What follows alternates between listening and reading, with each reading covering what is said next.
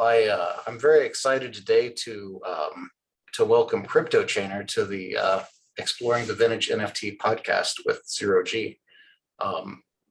CryptoChainer is an OG in the altcoin space and the NFT space, a prolific Rare Pepe artist. I'm looking forward to chatting with you. So thanks for taking the time out of your day to join me. Thanks for having me. Hi, everybody. Well, I mean, man, there's so much to talk about. Why don't we, before we dive into Rare Pepes and art and all that, let's start with your background in crypto. Like, what was your first exposure and the first time you bought crypto? What was that all about? And what was how did you feel about this, about crypto back then? So I think about 2013 or so, I'd heard about Bitcoin and I knew that it existed and had some sort of value. I'd never gotten into it. A friend of mine was building high-end PCs just for the heck of it. And I was like, you should mine Bitcoin with all that power because it's probably going to be worth something. And then I was working at a post house out in Hollywood and they had a bunch of GPUs that sat there idle overnight. I'm like, you guys should really be mining Bitcoin on these things because you'd be making money with your hardware. And I didn't know, how much you would get or what it was worth or anything like that. And I think I bought a couple off of some really wonky exchange for like $11 a piece or something. And then at one point they went up to 90 and I thought I was a genius, sold those 10 Bitcoin for, 10 times what I bought them for. So I got those guys to start mining a little bit. And then that's when the little USB miners came out. Yeah. Individual things. We got a few of those and kind of built a little, connect them to a PC, had a few hubs. And then I bought a few of those and that few turned into 2 hubs worth, little 8-port guys. And then pretty soon at some point I had like 100 of those things running. And then, a little bit bigger miners came out. There was a big, huge failure called Butterfly Labs. Oh yeah. I remember that. I know a lot of people got burned or delayed or whatever, because, in that world, if you bought a piece of mining gear and it was either being used by the company to mine at any time that you didn't have it, you're effectively like losing money. So I got some of those. Then the USB miners got a little more powerful, got a few of those. Then there was a couple like ones that it's almost like you had like it was like a set of card slots and you'd buy these things that you could stick in them. So you could have 2, 4, or 5 of them running. So I had that. And then there was ant miners, which were probably about the size of a toaster.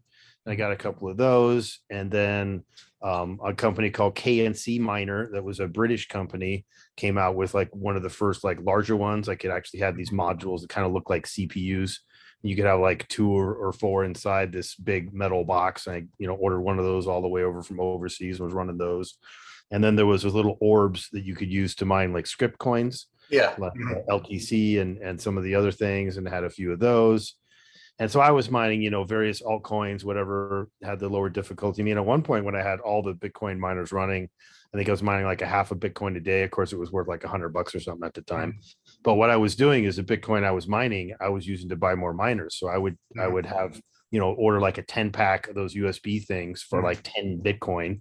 When you think about that now, like, wow. But at the time it was like $500 or, $1,000 or something that I was, probably going to get back. And, and then there was a little bit lost on the Mt. Gox exchange, which, was another famous, just big failure, that was just mismanaged and got hacked and stolen from or whatever that was, And then I was in, other exchanges, like there was one called CryptoChainer.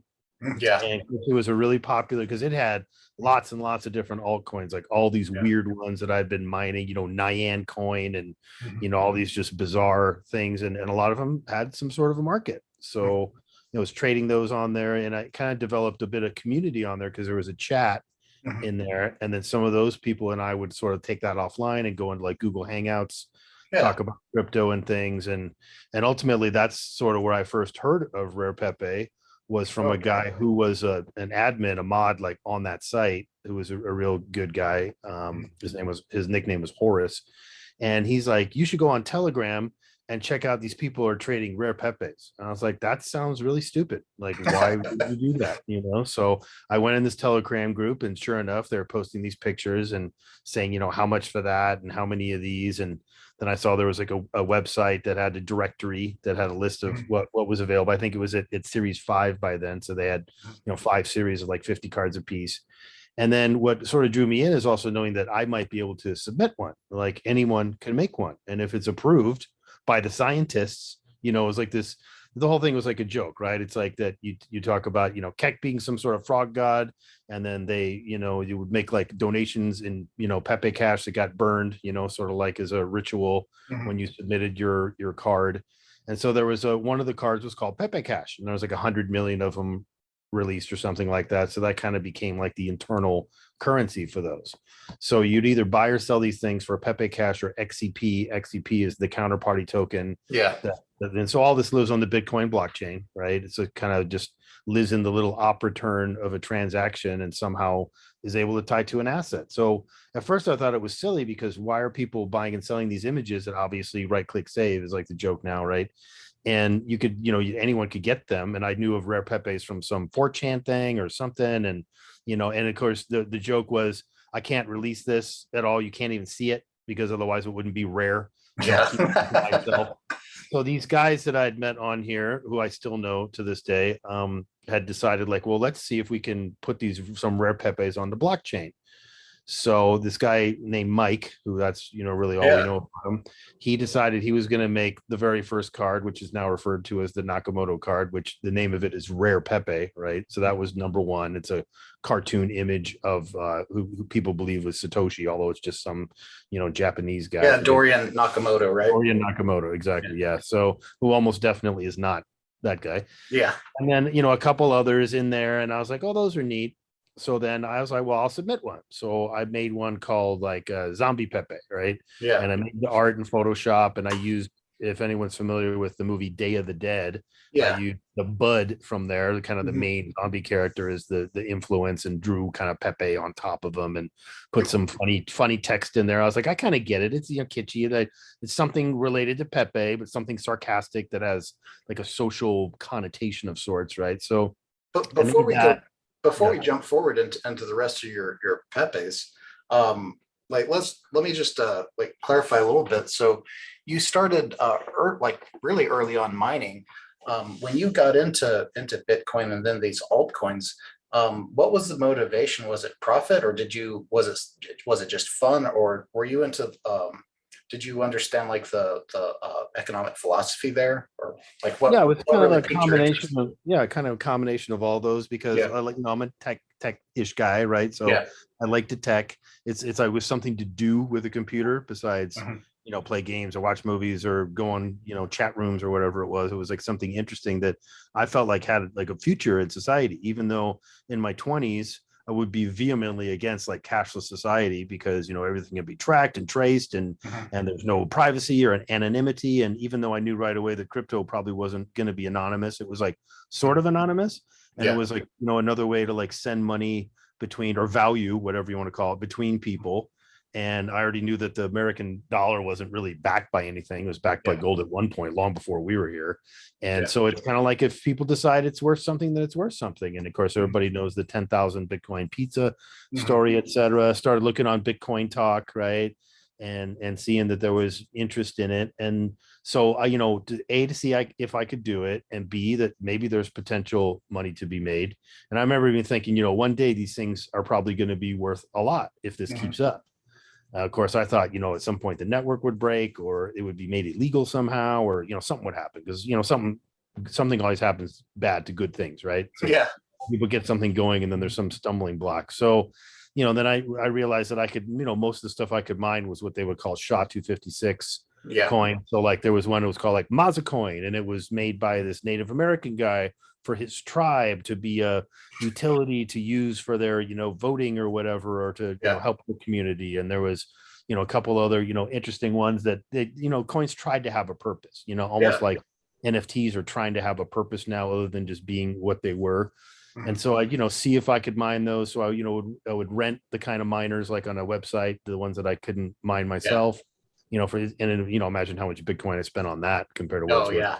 Sad. One thing that I thought was interesting too is everyone is pretty common that people recognize kind of that Bitcoin and Ethereum are kind of the alpha right now. But back then, early on, I thought that some of these other altcoins might actually stand a chance to dethrone BTC back then. So I don't know. I was for periods of years, I'd follow the tech and try and keep up with the altcoins for that reason too, because there were, there's a lot of, I mean, it was early days and there were, a lot of new developments in the space. So yeah, it's anyway. Yeah, there was WorldCoin and Cashcoin and a few others, and then there was the idea like of staking, right? So if you Yeah. owned an amount of these things and you kept them in your wallet, and you could unlock your wallet just for staking, etc. And of course, back then I wasn't too secure in my own security, Mhm. so I figured no one's really probably gonna hack into my computer and send all the coins out. A, that would take forever, and B, that would it would be Uh-huh. very annoying, and I probably would catch them. Mhm. So, but then one day, like I want to say like 2015 or something like that, I'd come in and like all my wallets are empty, almost all No of them way. are gone, right? Just sent to another address. So I saw that in one, I looked at another one, and I had some of these coins, like I forget the name of it, but I had like 8 different wallets that had the amount you needed to have staking, and they were all, some like skull coin or something like that, all going. And they're all sent away. And essentially what had happened is I downloaded a coin called Dracula coin, right? Because essentially go on Bitcoin Talk and look at the new Yeah, totally. announcement, right? And Yeah, then me too. Yeah. and like, here's the wallet, here's the website, here's the point, here's how you can mine it, here's a mining pool, and then download the wallet, and then fire a miner against it and have Mhm. it sent to the wallet, and that was all great. Well, that should have been telling, because the symbol was like a little cartoon Dracula with blood coming out, Uh-huh. gonna suck you alive, and there was a virus in there, right? Oh And yeah. even though I had malware bytes or some, it's like whatever it was didn't get caught, and basically it just scraped its way through all the wallet DATs on my computer and sent them somewhere Mhm. somehow. And the guy was savvy enough to either install all these wallets or somehow get them out and sent all the coins before I could know it. And there was a few that didn't get hit, but that was, somewhat devastating, all that time and all that Jeez. mining and all that effort. And at that point, I was living in a different place. I didn't have all the miners set up anymore. Mhm. There's funny story with that is I had all these Bitcoin miners going, and it would make the room like 100 degrees and the AC couldn't keep up. And I was like, well, I'm just going to suffer through this for now, because one day this will be worth it, because the Yeah. difficulty is going to go up. You won't be able to mine it. I'll wish that I had mined more. Yeah, So all then this at the stuff end, won't be able to compete on yeah, the network it'd anymore. be Yeah. pointless. You're turning dollars, like you're using more Yeah. power than you're getting in value. So at the end of the, and I was getting like, not terrible power bills, but a Mhm. couple $1,000s a month or something. And then at the end of the year, I got one for $13,000. And it turns out that the power company had been estimating my power all the time, because when they read the meter, the computer rejected it, because there's no way this much power is being used. It's got to be wrong. So at the end, they came and physically read the meter and then sent me a bill for $13,000, and that was pretty much the end of that. And I Oof. moved out of there not too long after anyway. Mhm. So then I, got back on the horse and started, getting back into it, start over again, and getting, trying to reaccumulate the ones that I had lost. Some of them, never got back. Most of them, turned out to be worthless in the end. But there Yeah. was times, like there'd be pumps and dumps, and Just there'd be interest in a coin, and that would go up, and you could sell it at that moment, and maybe make some pretty good money. out of Like, curiosity, like what were some of your favorites back then in the alt space? so one of them that I liked was, it was called Darknet, right? Uh-huh. And it was like 25,000 to have what they called a master node. And if you had a Yeah, yeah. master node, that was like kind of like the next level of staking. And I looked at it as like, you're helping keep this network going. So by doing that, by locking your coins down, you're contributing to the overall kind of community of peers, Mhm. and keep this thing going, because essentially these are all other people's computers that Mhm. are on with this wallet on. And if those don't exist, the network doesn't exist. Bitcoin just happened to have a lot more, but Yeah. unless there were active people out there. So I'd spend time going through it, trying to find the peers, like, go to the block Yeah. explorer. Hopefully I had a list of the different IP addresses, put them in my, the comp file, and then, load up the wallet. And hopefully I got some connections. So this darknet one, I had, multiple, probably like 10 different wallets on different Mhm. computers running. I had like a VM and a Yeah. Windows thing running on a Mac. I had this PC. We had Mhm. Fry's out here. I'd go to Fry's and buy like a $400 PC, install a bunch of Mhm. wallets on it, set that up. So I had all these going for a while.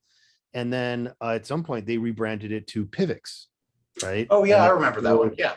shortly after that happened, the Mhm. price went crazy. I mean, it was Yeah. worth like nothing, and then it was worth something, Yeah, So it went to instead of like 20 bucks or something, didn't it? yeah, so instead of being worth 0.00001 BC, it was like worth like 0.002 or Yeah. something was. So if I had 25,000 selling them, then that was like a couple Bitcoin. So for the first time after not having any good amount of Bitcoin, then I had like 20 Bitcoin at one time, and I Awesome. think it was probably worth a couple grand or something each Yeah. at that point. But that was cool. It's like, hey, my ship is finally coming in. The work is paying off or whatever. So sold a bunch of those, kept a few around, and it was a challenge sometimes, like getting the wallets back up. And the problem with these independent blockchains is the longer it would go on, it would get bigger and bigger and bigger. Yeah. And it would get, if your computer crashed and it corrupted it, you're starting all over again. So I had an idea, well, there's got to be a better way. So I started, making like snapshots of my blockchains when they were synced, like take the file, save it somewhere else, shut down the wallet, copy the data directory, zip it up, whatnot. And then if it crashed, I could just put that back. So Yeah, I decided, well, maybe I'll start a website that provides these to people for free, just as like a goodwill service. So I think I had a couple hundred. I mean, the website still exists. It's not really been updated so okay. much. CryptoChainer.com.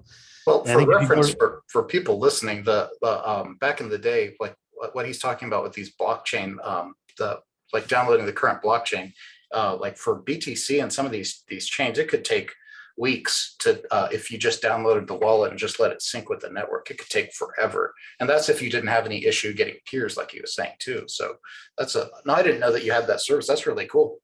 yeah, because most of them it would kind of find the peers in the wallet if they'd done it right, like they put in Yeah. some hard coded ones. So if they were doing their due diligence, Mhm. they have their own at least 5 or 10 nodes up and running all the time that were automatically going to come in. And over time, these coin guys got smarter, and on their website they would have their own semi-recent snapshots, so you didn't have to start over again. So it was a decent amount of work to like keep those updated. Eventually, I like wrote a script that would go through and zip up all the contents of the things periodically, and then I upload them, and was hosting them on like Mega or one of those things. And then I eventually got my own server, FTP server, where I could put them on there. And it's essentially like donations, and I did get some donations. Like one of the guys who worked at Bittrex sent me 0.2 Bitcoin once. Nice. Because I'd helped them out, because I was in contact with some of these exchanges, and they'd get into a pickle. Like they literally basically have it's a wallet just like ours, just has way more addresses, and some would happen, power outage or error, operator error or something, and they come to me and be like, hey, do you have a recent snapshot for Litecoin or whatever it is? I'm like, yeah, I got it, and that's getting big. Like, and I remember hosting Bitcoin blockchain, and then I had to take it off because it was like over 100 gigs or something. Yeah. And I was like, I can't, maintain this. It's like just uploading it would take like the day or something. So I stopped that one, but then I kept the other ones going as much as I could, and some of them would drop off, and people wouldn't care anymore, or they get delisted from all the exchanges, so no one was paying any attention. But it's fun while it lasted. So then in amongst that, Ethereum came around, and I remember I think I bought a few in the IPO where they didn't call Oh it. yeah, geez. That was probably like $7 or something like that. And then of course, then when it's like 20, it's like, oh, sell half of them because made some money, and I didn't even really fully understand what the point of Ethereum was. I mean, it was, way beyond just like another altcoin. It was like kind of like a whole environment, right? Like it's a new platform. Yeah. So now we see it in full swing, where there's smart contracts and there's NFTs on top of it and whatever, but obviously none of that was there then. And then there was like this DAO hack, right? They had this DAO that was, some sort of alternative token that was on Ethereum, and someone went in and like drained the whole thing somehow. And then they actually had to do like a hard fork. And a hard fork is where you essentially are like starting the blockchain over it, like rolling it back to a certain point and basically pretending that some of these things never happened. And I know the community was half upset about that, because you're not supposed to do that. It's immutable. It violates the whole principle of it being immutable. I mean, immutable means like it cannot be changed. So now when you hear about people putting lists of like political figures in the World Economic Forum on the blockchain, means that no one can go back and erase it later. It is there forever. Like blockchain don't lie, and blockchain doesn't go back, so that is going to be perpetual, right? So then Ethereum was cool, and there was nothing, no super exciting things and all that. A couple, Ponzi schemes and whatnot based on that. And then with Bitcoin, I was like, oh, well, what else can be done with this? And then when I saw the Rare Pepe thing and thought, okay, so it's not just a piece of art, it's a piece of art that's tied to a specific asset on a blockchain, which has a number of units, that are the same thing, introduced of this, it could be one, it could be 100, it could be 100 million of this same thing, and they're all associated with that. So as long as you had a mechanism like some sort of a wallet or interface where you could look, have them, look at them, keep them there or whatnot, then you could refer to them and you could trade them to other people, send them free. Bitcoin fees weren't that much, so sending these things for free wasn't a big deal. I got some for free and cheap from other people, and then I was like, okay, I'll make one. So I made one. It got accepted. It was like series 5, and then I kept making them, and in the end, I think all told I made like 49 of them over time. You've got quite the library that you've put out. And we'll get into this in just a second. There's some that are like, I think are super rad too. Super rad. That's a good word. Yep. Yeah. I guess before we really dive in there, so it's obvious that you had a little bit of talent with. I'm assuming you used Photoshop for these. How did you get involved on the art side? So at one point in life, like in 1998 or something, I was a graphic artist for a while. So I used to run a video store back in the day, right? Oh, like videotapes, like video rental? Yeah, or video rental store. Yeah, VHS and DVD was coming in toward the end. And the guy who owned that knew a guy at a production company in Hollywood that made shitty TV shows. Yeah. And they had stars like Eric Estrada and Patrick McNee, kind of like yesterday's celebrities, Yeah. Kind of B-list, C-list. Yeah, and they'd make like nature shows, or like one of the ones I worked on was called The Secret KGB UFO Files, right? And so I made the opening, I made the, fake Russian documents, I made the... Oh, no way. So I was using After Effects and Photoshop back then, and mostly what I was doing there was like print stuff. So they'd have like a one sheet, like a flyer for the show, of like a picture of the host, a background, some text on the back, maybe a couple images, talking about the show and the contact info for the company. So I worked as a graphic artist for a while doing that, and that was fun during the time. Oh, cool. And then I went on to work at different production companies that made TV shows and other things, visual effects places. So I, worked on one of the first 3D CG animated shows, which was Starship Troopers, right? Okay. It was a TV show that no one ever saw. It was on at 3:00 in the morning. I've never heard. I didn't know they had a show of stuff. And it was really well done. It was brilliant. a couple companies ended up going out of business due to the way that it was, dealt with by Sony or something like that. But that was kind of a success. So I did video editing there. I did motion capture at this other company, when that was a brand new thing. And so I was always interested in the technology that comes around and different ways it can be used. So then when I saw that I could make this, I'm like, well, let me, dust off the Photoshop, because I really had no reason to do anything else with it except for, occasionally. You had the perfect background, like being early in crypto and also having all these like editing and production skills. So yeah, I can totally see why you jumped in. And so I thought, well, why don't I, make some cards? So like the first one was Pepe Zombie. And then I was like, retro Pepe, could be cool to have like, kind of the hippie one or whatever. And the image in the background of that is actually a real tie-dye that I made when I was in my 20s, So, oh, really? Yeah, a real tie-dye, And then it was, Pepe Taco. I was like, oh, something stupid that makes no sense. And I found like a picture of these two people at a Mexican restaurant, all, happy with their little margaritas or whatever. And I'm like, okay, hey, how many Pepes can fit in a taco? Like that question has never been answered. I don't think it ever can be, So, but that's it's like, if I thought it was funny, maybe someone else would think it was funny too. I could never figure out what the hell was going on with that one. Exactly. There's nothing. That's what I say. Like it doesn't mean anything. It's like I made the asset, then I was like, now I got to make something that goes along with that, And the other one in your first four was Beach Pepe. Yeah. So I was like, oh, Pepe likes to go to the beach, and what's funny is that now some people really love that. Like that's like one of their favorite ones, like they've specifically, we're seeking it out and whatnot. And so I just, come up with some random words. The rareness score thing doesn't mean anything, but I mostly stuck to like the card format. So they had a template, which is basically what you see with the two boxes and the title area. And then, other people would put rareness things on there. So I was just kind of, copying what was done. And then something like Pepe Zcash, it's like when Zcash came out, that was kind of a big deal, right? Because it sure was. Like, that was a big deal in crypto for like that was the first, shielded transaction cryptocurrency. So it was a huge innovation. So that image there is actually Kim Kardashian, slocking off dollar bills, whatever, kind of like making. Okay. Whatnot. Yeah. So then but I thought it was funny. Backed by Dreams, built on Pepe, sort of anonymous, and I'm like, I think it's funny, Yeah. So, and then like Pepe time, I was like, I want to do an animated one, that's more interesting or whatnot. So I had found this stock image of that clock spinning, and then that's animated in Photoshop, the hard way, which is much more annoying than After Effects. So I guess I would say too is before we chatted, I had looked over your portfolio of work, and one thing I could definitely say is that you have a lot of animations in your cards, and a lot of them are done really well. I know some artists, like, they went out of their way to make it janky or something, but yours are smooth and crisp. So anyway.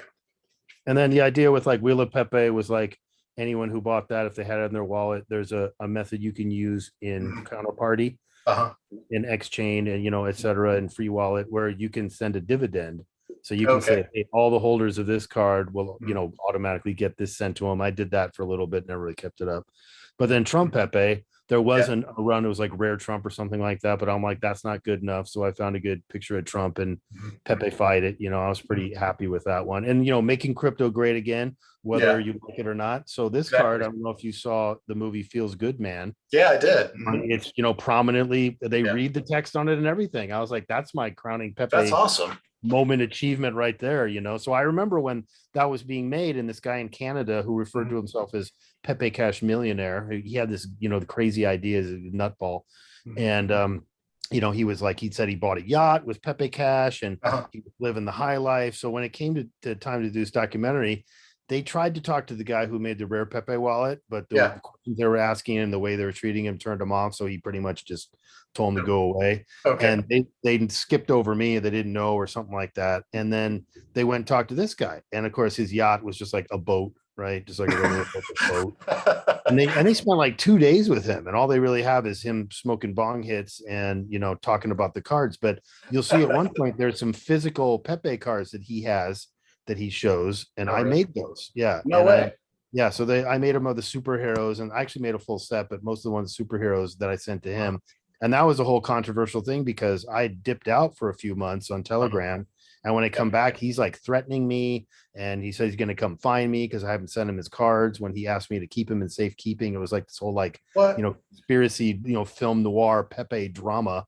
And I was like, dude, I'm sending you your cards, Well, I guess, wait, what was I've seen the Feels Good Man documentary. So what was the drama there with when you ducked out? Had you already agreed to sell this cat a couple cards or? Yeah. So what it was is his idea. He's like, these are going to be worth $1 million, and I'm going to take him to the comic show, and I'm going to have a booth, and I'm going to put these out there, and you'll see people are going to go crazy. It's going to be amazing. And I was like, okay, well, I printed them for you. And he's like, can you keep them in safe storage for me until I need them? I'll let you know when I need them. Right. So he never let me know. And then evidently when he started asking for them is when I wasn't paying attention to Telegram, because I was kind of burned out, whatever, just being in a chat every day, whatnot, just wasn't, there wasn't that much activity. And same thing in crypto too. You can't, I know I personally like ducked out of crypto in general for months, and I think even like a year at a time, because you just need a break from it too if you're really into it. Yeah, it gets a little exhausting, and trying to just, because it's almost like it's like this self-perpetuated thing where you've created this world that you have to keep up with, but no one's making you do it. But yet, if you're spending too much time on it, then you're like, what is the point? I mean, obviously, making money is great, and if money was the only thing, I wouldn't have spent as much time. But it was nice because this Rare Pepe thing was something that used Bitcoin and the blockchain and technology and art and community, right? People were having fun. Plus, it was something funny. I mean, it just happened to be Pepe, right? It could have been almost anything. And of course, people would be like, why Pepe? But the funny thing is right after they made the wallet, had the directory, had the, submission process all good and set up, then just after that, it was declared like a hate symbol by the ADL or somebody. Oh, yeah. And I was like, what idiot thinks that somehow this is like a right-wing symbol of anything? You could say that about anything. Anything. Yeah. This picture of an orange is racist. this bicycle is anti-Semitic, you know, or it's so infuriating because it makes no sense, like you said, because I mean it like again like that whole idea of trying to classify something like that is totally like the like a boomer way of looking at it, in the sense that again like you can associate a meaning to anything, right? Like I don't know. I think the ultimate expression of that recently was when they those 4chan cats went out and they purposely tried to trigger people with the OK symbol, like that. Yeah, exactly. That's white supremacist. That's a Mason, and secret, whatever. People totally bought it, and the media went crazy. And I think that might actually be classified as a hate symbol now. And it was totally a joke, but created by society, right? Yeah. So I thought, okay, well, let's screw that. We're just going to pretend that doesn't exist. And fortunately, a lot of the people who are interested in this were strangely from all over the world. Like had quite a few people from Nigeria, had people from England and Scotland and Australia and India. A lot of Indians, were interested and whatnot. So I made these international friends I never would have talked to. I'd help them with their, like I made several of them for this one Indian guy, like oh really? Lord Glenn and like a Lord Shiva and Pepe Peacock and a couple of these other ones where I didn't know you helped out other people with the art too. That's so rad. So he had an idea and he's like, can you make the art? I'm like, well, send me 0.03 BTC and I'll make the art or something like that. Of course, that was probably like a month's rent for him, but and then so some of these like this, so this guy Glenn, right, was a kind of a famous, like kind of almost like annoying kid who was in there always saying silly things and having funny reactions. And one day someone posted, because he had posted his picture, like his little work picture, like, hey, this is me. And some guy had taken the picture and put like a rainbow dildo through his head. And he said what the heck, delete, right? And he said it below it, so it was what the heck, delete it, but he just said what the heck, delete. So everyone started saying like what the heck, delete, what the heck, delete. That became like a catchphrase, right? Like all of a sudden he's famous. So at some point some guy actually had like a counterparty merch store, and one of the things was the image of that post on a coffee cup. His little picture, and it says what the heck, delete. So I have that coffee cup that I still use. That's on a awesome. regular basis. So it's like this weird inside joke, but it's funny at the time. So that's the other thing too, is that as I started to dig into Rare Pepes, the thing is that they did a great job at keeping this lighthearted and fun. I mean, there's no crazy hate stuff or anything in here. There's nothing like super mean or disrespectful. So the rules were loose, but that was it. Has to be safe for work. No nudity, no hate, no racism, anything like that. So they pretty much would approve mostly everything, unless it was, and even if because some of the terrible ones are some of people's favorites, right? Yeah, totally. Look like it was, and some of them were drawn by a little kid. Yeah, just one called Kid Pepe. There's like a Jason Voorhees one drawn by like So some of those are cute. I'll support that. That's neat.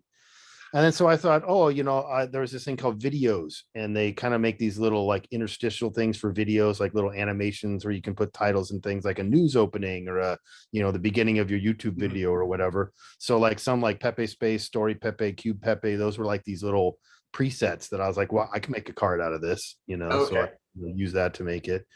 And then like, Pepe Miley Cyrus was popular at the time. Yeah, that's a great one. And then what turned out to be one of the most popular ones is Pepe West, right? Yeah, so I ended up handing that over to a guy who ran a site called Pepe Drops, which hasn't really been active, but he did like this reverse Dutch auction over time that, they all get sold or they get burned or something, like create some, hysteria with it. And so they all ended up getting sold. And I've had some, these like pretty popular, like Twitter, YouTube influencer guys, go like, hey, you made that, that's pretty cool, like they know about that now. It really captured the moment too. It's a cool piece of history.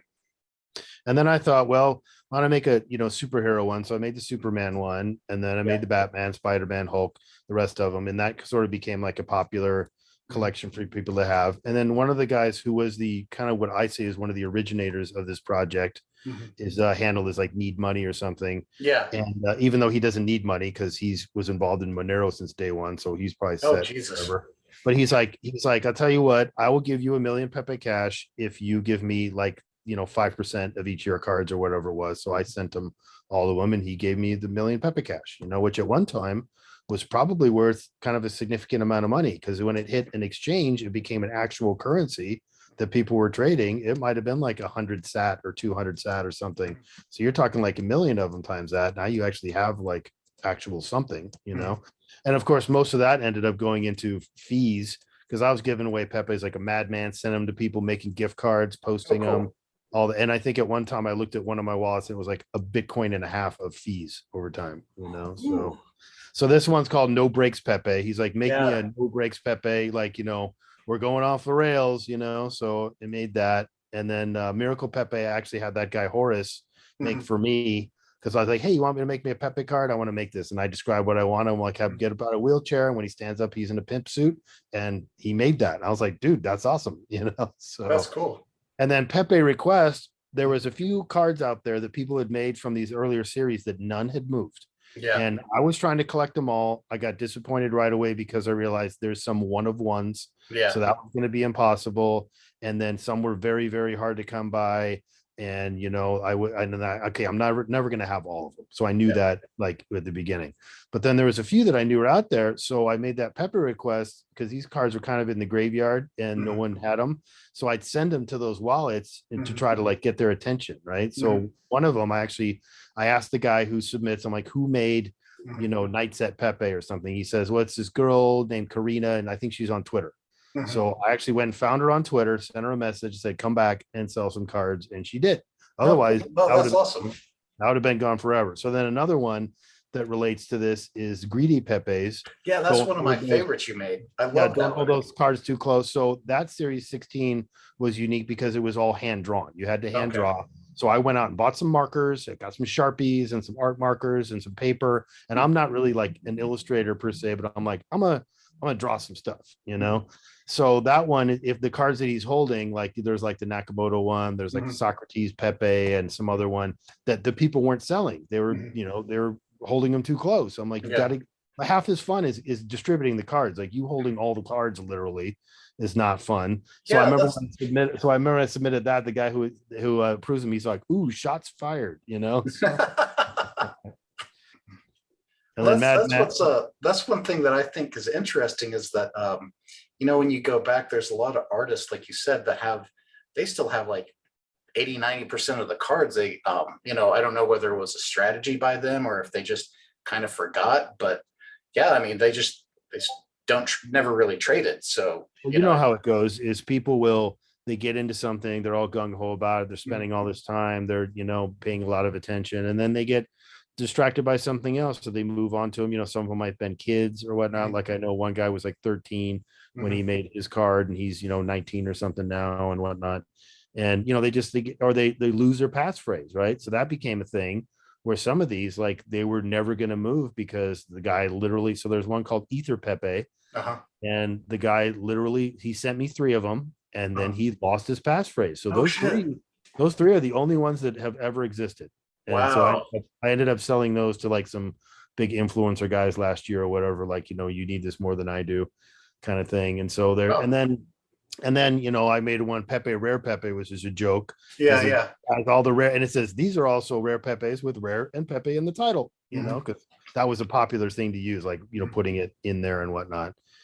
And so, that was fun. And, I would be, doing giveaways. There was a couple auctions that were going. There was a, what the heck delete auction that was sort of, Glenn was like an assistant in that. It's this guy in Australia named Bradley, who's still pretty prominent in there. And then there was another one that's run by a guy named Theo Goodman, who's a bit of a personality in the, NFT world. A lot of people know who he is. So they'd have these auctions. And so, people would submit cards. You'd have people come up and bid, Pepe Cash or XDP or whatever it was at the time, and, buy these things. And, the price would go up, but not anywhere near where it's been. But, selling something for 100,000 Pepe Cash, that was like a milestone, right? Like, wow, it sort of has value and whatnot. But most of these things, you're just turning dollars. Like there was really no money to be made, So I was trying to go, anytime there was a new release of a series, I would try to buy them. If they had them on the market, I'd buy 4 for whatever the price was, or I'd figure out who made them and go tell them, hey, sell me some. and try to buy 4 of them, you know, and help them out, help them get them distributed and whatever. And so I, you know, pretty much was buying every one that would come. So it was frustrating for me when someone didn't sell any of them. Yeah. And then there'd be a couple dick moves, like the guy who actually made the wallet made one called POWH, which was making fun of Yeah. like kind of a Ponzi scheme running Yeah, on yeah. So he made it and then he burned all of them, you know, so no one can have any of them. So burning means basically they were sent to a non-recoverable address. They're effectively destroyed at that point. They don't exist. And I kind of share the similar frustration. It's kind of frustrating that there's these one of ones out there that, like you said, again, you can never really own all of the Pepes now because you've got these one of ones and like that POWH ones that are effectively burned or lost, or you know, wallets lost. So yep. And some other geniuses decided to issue 100 and burn 99 of them. So there was a whole series of like these kind of Egyptian theme, like whatever ones. And the guy sent me like one of them and then burned all the rest of them. And then some of them he, you know, burned 99 or burned 97, you know, most of them never made it out. And I think that full collection actually sold for a tidy sum. I saw that. Yeah. However that came about, I'm still not sure. Cause you know, a lot of these people would disappear too. Like I'd look back in my chat, which is deleted account now, but we had like extensive text chats for like, you know, sometimes, you know, a half an hour at a time over a period of time. And now they're gone or they changed their name. I don't know where they were. So unless I knew them somehow in real life. So then at one point, which is pretty unusual online, like, you know, unless you really know someone, it's not really safe to share your IRL details with someone. So that generally doesn't happen, I don't think. Exactly. So for the most part, that was the end of that. So then at one point I was like, you know what? I know that one can make playing cards, right? So I found the company that's, you know, based in China or whatever that makes playing cards. So I made designs for all of my cards, designed a box, and I had like 111 decks printed up. And then so it's called like rare card deck, right? Oh, no way.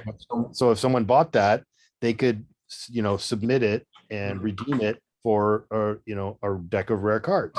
So I sent, you know, cards to France, Australia, to England, to, you know, India, all kinds of places all over the world. You know, I still have a bunch of them, but you know, that was fun for a while. And it was mostly my cards with a couple other ones filling in, like, you know, Homer Pepe and, you know, a few others. I figure they probably wouldn't mind, you know, their art being appropriated, you know.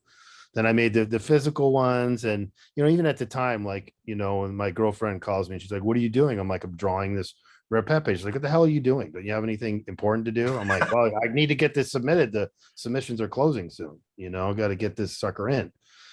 So I made as many as I could, collected as many as I could. And then it kind of, you know, after a while, it became frustrating because it kind of became a greed game where people would issue these cards. They would try to sell them for too much. And I'd say, look, I'm basically buying all of them. If I think it's too much, you're not going to sell any. You're just going to end up sitting on all of them. You might as well sell a few, get a few out there, give some away. Like, what's the point? Because a lot of, you know, other countries, this is a money-making thing for them. You know? If they don't, like, my thing is, if you don't like sell any, and if they don't circulate again, like, what's the point? This is supposed to be fun and allow people to, you know, to trade. And that's something that I've kind of been surprised too, is, you know, there's not like, I posted in the Rare Pepe traders the other day, you know, I was like, hey, does anyone actually want to trade some high supply cards? And, you know, no one's really into trading, you know, anyway. You know, as the trading was more applicable then, like, because, you know, someone would say like, hey, I got some new cards out. I'm like, what do you want from them? Like, what do you got? I'm like, well, I made these. They're like, okay, well, I'll give you one each for this and that for one each of my cards. And that's, you know, I definitely got a few like that. So that was handy. But then, you know, the greed definitely came in, and like, you know, you'd have these people from Nigeria where a small amount of money was a lot of money to them. So if they got, you know, 1,000 Pepe cash and immediately took it and sold it on an exchange, you got Bitcoin, then maybe that's going to buy them food for a month or something. Yeah. So there would be some of them where, you know, I'm friends with them, helping them out. Then they're like, hey, CryptoChainer, can you just buy my whole wallet because my brother needs a kidney? You know, I had this one girl who her brother, and I am convinced it was a girl. I think it was this other guy who was just catfishing. Yeah, but, sure. You know, her brother needed a kidney at least twice, you know, or couldn't get the bus to school or whatever it was. I'm like, okay, you know. And of course, you know, buying someone's entire wallet, they're sending you their password words, right? The passphrase. So if you don't either sweep it to a new address or clean that out, like they still have access to it. So they Yeah. could, Did you sweep those every time? yeah. So I'd send them out Yeah. or, send them somewhere else or whatnot. So that generally, and I never got burned. I mean, of course, most of the time, if I was buying something, I was sending first, but most of the other time, if someone's getting something from me, like they're sending first. And even now, people will come in, they're like, hey, I'm looking to buy this thing. And it's some small amount of money. And they're like, well, how do I know I could trust you? I'm like, dude, just go on the chat, man. Everybody knows me. I've been here for like 6 years. Like, this is your first day and you're worried about $50 or something like that. Like, not really, not to, I'm also noticing that there are a couple actually missing in this, little list on Pepe.wtf. Okay. Yeah, because I was kind of like mentally eyeballing it, and there's not as many as you were saying for sure, and that's something. Yeah, that there's we can. two superheroes are missing, and like the rare card deck one isn't there. Yeah. Because they generally think that they were finding them at their originating address, and there was more than one Oh, I originating. see. Like there's a Dawn of the Pepe that came from another address, and the rare card deck one, and like maybe a handful of other ones. So, but this, this covers most of it. So as time went on, it kind of became, so they actually had it down where they had a bot where you could go to this channel, talk to the bot, submit your card, show your burned Pepe Cash transaction. And out of curiosity, how much Pepe Cash did you have to burn back in the day? It was like 500 or something. Okay, yeah, not bad. Yeah. And then so you'd submit that transaction, it would look at the asset to make sure it was locked, because if a counterparty asset was unlocked, that meant you could issue more later. So they had a rule, it was like minimum of 100, maximum of like 100,000 or something like that, and it couldn't be divisible. So that was like the first time I made this zombie Pepe one. I issued it, I made 120 or something, like, or no, I made less than 100. And then they're like, oh, it has to be 100. I'm like, well, shit, and it's already locked. And they're like, well, you can't, you got to make another one. That's done. So I made another one, made sure it wasn't divisible, and there's like probably like 5 or 6 that made it through divisible. Yeah. Which you could send 0.00001 of that card. And Lord Keck, which is one of the rarer ones, there's 10 of them. That one was accidentally made divisible. So there are what they call shards of that all over the world in people's wallets. So just by having a fraction of it, you technically sort of have it, I accidentally bought one. I didn't know it was divisible. One of those is that like Pepe Passport, I think is what it's called. That's a divisible one too. Yeah, and accidentally divisible. Yeah. So the ones like Dale Pepe Hack and some of those other ones, it's annoying because those are somewhat popular. And so if you're sending it out of your wallet, you have to make sure that you put like all 8 zeros at the end of it, or otherwise it will literally send 1 Satoshi worth. And then you got the other 9,000,999 parts over later to make it complete, So, and I know like OpenSea has warnings now where it says like, hey, this is a fractionary version of this card, and you can see what the balance is and know that, you're not about to get burned. So then they kind of got tired of the submissions after a while, and the main plan was for there to be a game, right? So there's going to be this Rare Pepe Party game, and it was going to be great, and it was fully funded to this Venezuelan guy, and his name was John Villar, right? He was famous in that world, famous in the counterparty world, and he basically got kidnapped by the Venezuelan government to make their Petro token on Ethereum. Like literally, they came and took him and made him do this thing. Is that for real? I heard that story. That is according to him. This is what he told me. I was chatting and he told me, and I was like, "You're full of crap." He's like, "No, they literally like forced me to do it, like under threat." Yeah, because back can't really work on the game. Yeah, so back then, Venezuela they made international news as the first country to not just launch a national crypto. I think they were the first of any country to have a national crypto, but also their intention was to tie it to a commodity too, which is a big deal. And that was going to be tied to oil somehow in some way. But evidently, none of that worked out. Shocking, surprising. Yeah, right. So then he was done with that. He was going to come back and work on the game and whatnot. And then, like, I don't know, a year or more ago, he just up and died, right? He just passed away unexpectedly. And that was the end of that. So then that also brought into the question, like, the dormant wallet, Yeah. So what did happen to his wallet? So it was theorized that maybe his brother or his son had the passphrase stored somewhere, but they couldn't find it. So it was generally assumed that it was done. And like he made this entire series, I think it was like series 19, and they were all cards for the game.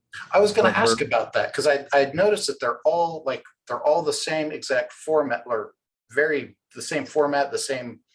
Yeah, and I never understood what that was about. So yeah, so they were for the game. They were basically, okay. large issuance, Uh-huh. kind of like throwaway cards that like Yeah. the idea was you were going to buy like a pack of Mhm. cards and you get some real, good Pepes in there, maybe some, rarer ones, and then some of those fillers, just to Yeah. have it. So there was a certain number or whatnot. So unbeknownst to a lot of people, he had set up dispensers, and a dispenser is a place where you can send Bitcoin to this address, and in return, it will send you back a card, right?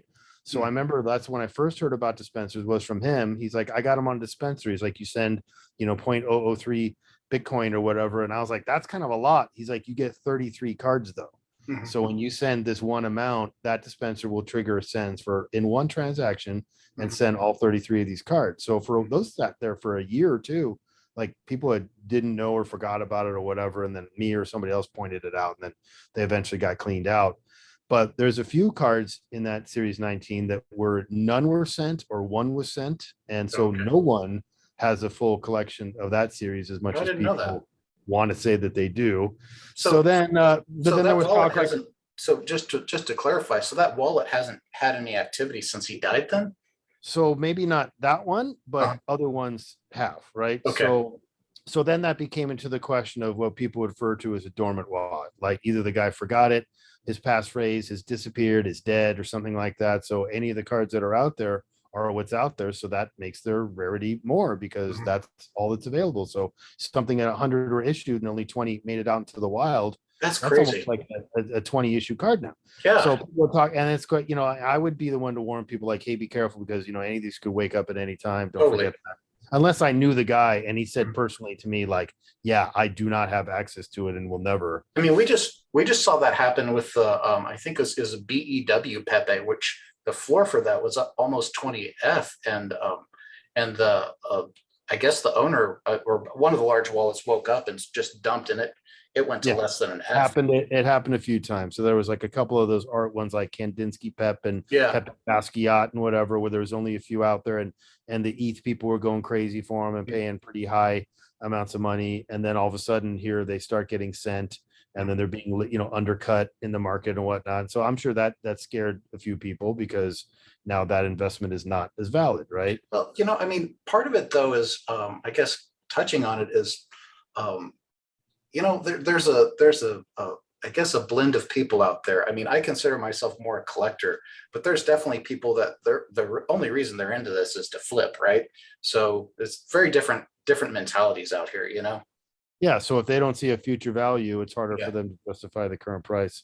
So totally. then there was reserved in one of the series, like the last card in the series was reserved for Matt Fury. So Yeah, that card was called, Feels Good Man. And it was always, the card just said reserved for Matt Fury in a cursive font. It sat there and sat there and sat there. And he knew about this. Obviously, he made the documentary. He yeah. knew about it. And he let it go. He kind of ignored it, whatnot. People had approached him at varying times and he just wasn't into it and whatnot. So after he does his own project, this pegs thing, which looked like Yeah. little pogs back from the day, little discs, Mhm. and he has his thing. So he decides, all right, fine, I'm going to make the card.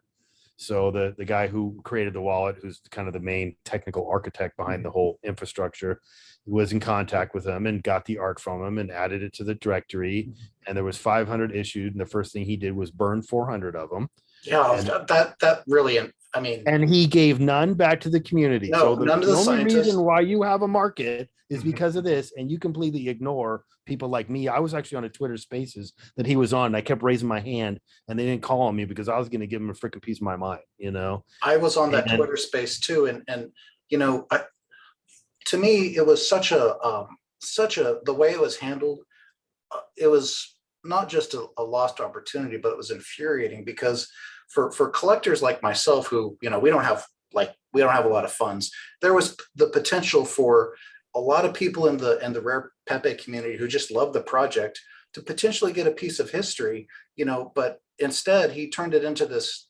I mean, by burning 400 of the supply, like there's 4/5 of the supply gone immediately, and then he mean, it's turned into a lawsuit now, the way he handled that Yeah, I audit. was going to mention that, but I mean, I look at it as false rarity, right? Yeah. And I was always against burning, and when people burned, especially when they burned it way down, I would give them hell. I'm like, that Yeah. is not cool, man. You are like you issued 100 and now you burn it down to 20. That doesn't make it so. You Well, know. I guess the other thing is I feel like it, like, also, I mean, it's not required to, but I think it would have been really cool to gift some to the OG scientists and the guys who kept the Pepe community alive and kept this for you.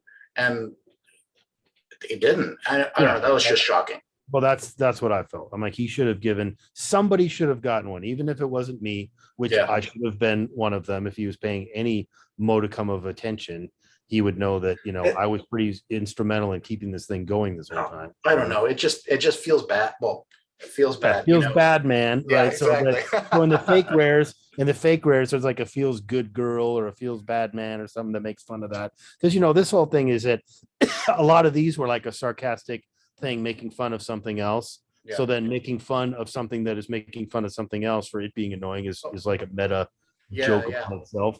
So when I saw that lawsuit, I thought that was hilarious but in his defense, he said, hey, the rest of them are going to go to the DAO, and it was interpreted as the people who got pegs were all going to be awarded one of these cards. If there's 100 people out there that bought these pegs, he'd take those, he'd auction one off, and then he'd send the rest of them to them for free. Well, it's so the fact that this guy didn't think about that was a little stupid, because he said they will be kept in the DAO indefinitely. Now, if you look up the definition of indefinitely, it means undefined, unknown. It doesn't mean forever.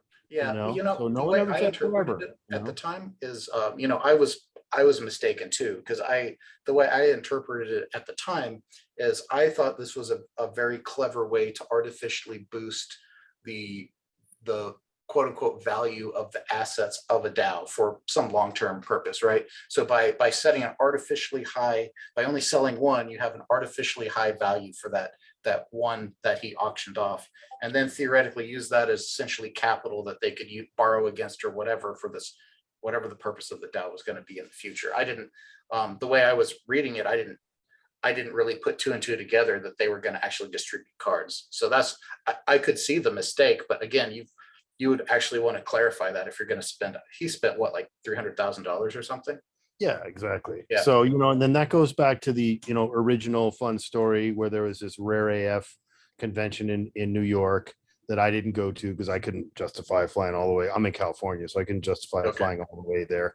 And the, Pepe Homer sold for like $35,000 to a guy who didn't even really understand what he was doing or how much Pepe cash he had actually bid. Some hundreds of thousands of Pepe cash, which the value at the time was like 35 grand. And so he has this card. And so, he held on to it. He'd come in every once in a while to the Pepe channel, try to sell it or, get interest in it. And everybody's like, yeah, whatever. Cause I was like, that's ridiculous. $35,000, that good luck, and kept going and going and going. And then of course, then this Token Angels guy, kind of like an angel investor, came and bought it from him for like $300,000. So that was kind of a big deal, right? What's funny is I actually, when I bought my CryptoPunk last year, I actually bought it off of him, for 9F at the time.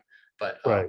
Anyway, that's my claim to fame and my association to one of the big names.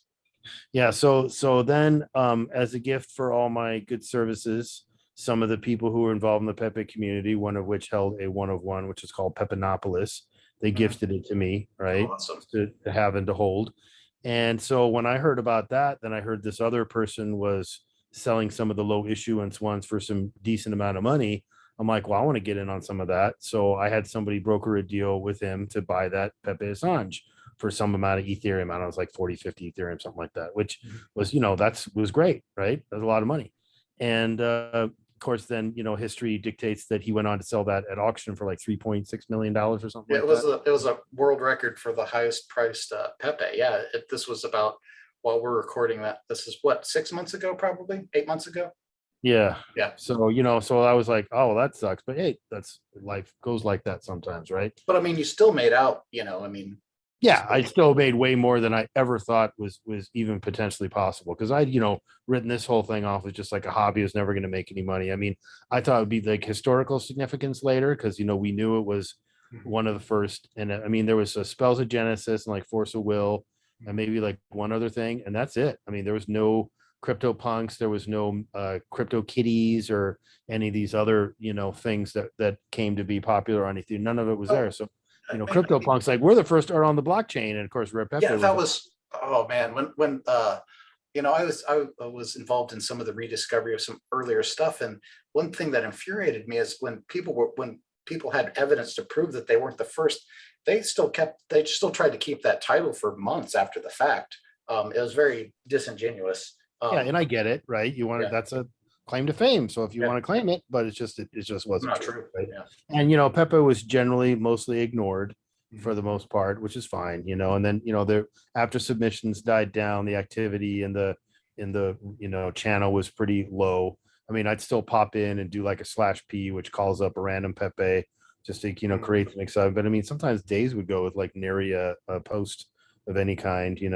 It's like not very interesting. And then of course, late last year, somebody comes up with this idea called Emblem Vault, where you can Yeah. take a different blockchain and Mhm. wrap it into a vault, which can then live on the Ethereum network, Mhm. and then therefore can be sold on OpenSea. So the place where your apes and punks and whatever were getting sold now had a place where Pepe's could emerge, right? Mhm. So there was definitely some good sales there. I mean, I think I sold Rare Pepe for like 70 Ethereum, which that was completely insane. Yeah. And even then I was like, oh, maybe I should have kept it, but I'm like, that's hard to turn down, considering that Well, it's like more than pay for any effort I put into this. Well, So I mean, considering the fact you've been a holder for so long, I think taking a little bit off the table is probably prudent. Um, anyway, but yeah, and I still have the largest collection. If you look in the leaderboard, being number one, the 1774 total, and I think I have 1600 something. And I had more. I did sell a few of those, the harder to get ones. I mean, part of me wishes that I sold more during the kind of run up or yeah. whatever. But then also there was the one of trying to like keep that collection as intact as possible, because maybe someday someone might be interested in that in its entirety. And I know one of the other guys who's just below me. Mhm. So I think the one below me is Joe Looney, who's the guy who made the directory. But funny, basically the guy who created Pepe, I have more Pepes than him, which is always was a That's teasing funny. point. But one of the other guys has been shopping around his entire wallet for significant sums of money and has not been successful in that. So there I was mean, definitely a time when there was huge interest in this, and some of these cards were going for pretty good prices and whatnot. And it was fun for me because it's just they're getting out there. It's finally like a use for them. you know, It's I think interesting. for me, the other thing is that amongst all these other collections, one of the things that to me is the most striking about Rare Pepes, not only is it a very early NFT project, but I mean, this is really remarkable for the fact that like you said, anyone could come and join and publish their own card.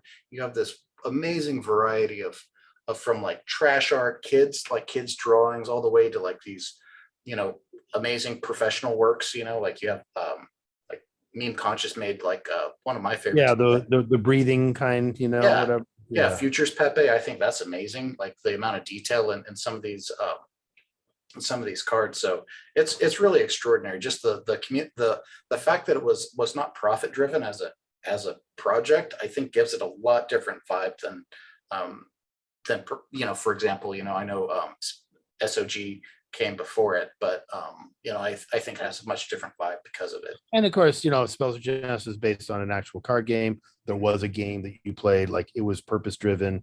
And Mhm. this was cool because it was community represented. I mean, these are all just regular people, some actual artists, obviously, Yeah, but people like me, kind of half artists, and there's people not artists at all that were able to submit something and make yeah, something out there, get something out there. So it was cool, right? It was like literally organic growth, which yeah. almost nothing can say now, because you can't just make something, issue a bunch of NFTs and claim that it's somehow your community might grow organically through Mhm. random interest, but the product is not. And then so you see all these like whatever they want to call PFP ones or something, where it's basically the same but different. It's like the same Yeah. thing over and over again with different attributes. Like I never found that interesting. I mean, I'm trying to have interest in it now, and I see that there is a market and a value and things like that. But it's like, to me, that's not the way it was supposed to. It's not the way it was for this. So that's not the way it's supposed to be. But I get it, and like if you're going to make 1,000 of them, you can't really just sit there and draw out 1,000 different things real quick. I mean, Yeah. that'd be a problem. It's been really amazing to me also to watch how, I think a lot of with like the Bored Apes and stuff like that, it's like, I read something about them where they purposely, it's probably more important, the community building and the social engagement networking part that they've done to build that community and drive value more so really than the art. Yeah, because the art not that exciting, but it's kind of like the idea, and then the price going up gets people's attention, and I'm sure there's all kinds of money laundering or tax evasion or whatever that those big ticket items have that draws people to do that, because it's kind of like, oh, I spent 100 Ethereum and then my wallet got hacked and now it's Oh my stolen. God, the number of for these $1 or ape whatever. owners that have gotten just rugged by just some of the laziest taxes. It's sad.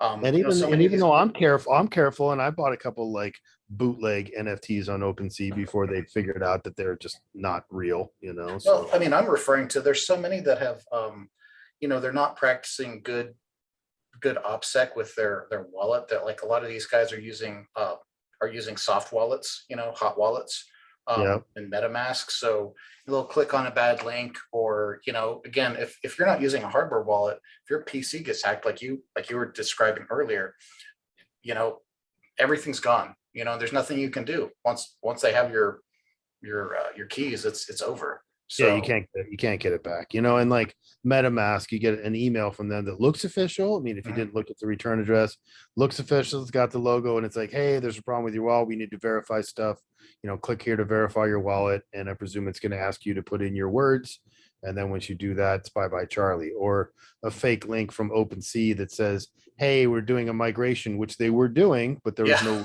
in the real email. Yeah. But in the fake email there was a link, and that takes you to a fake OpenSea website that has you sign a message that if you read what you're signing said you just turned over ownership to everything in your wallet over to whoever the hell you signed it for. Yeah, and another way that a lot of people got burned last year too is there were people that are, again, you can imagine, so with especially last year, they're probably the first time a lot of people are ever exposed to crypto, and they bought their first NFT or what have you, and they're not used to, again, like we were talking about, kind of being safe with some of these online chat programs.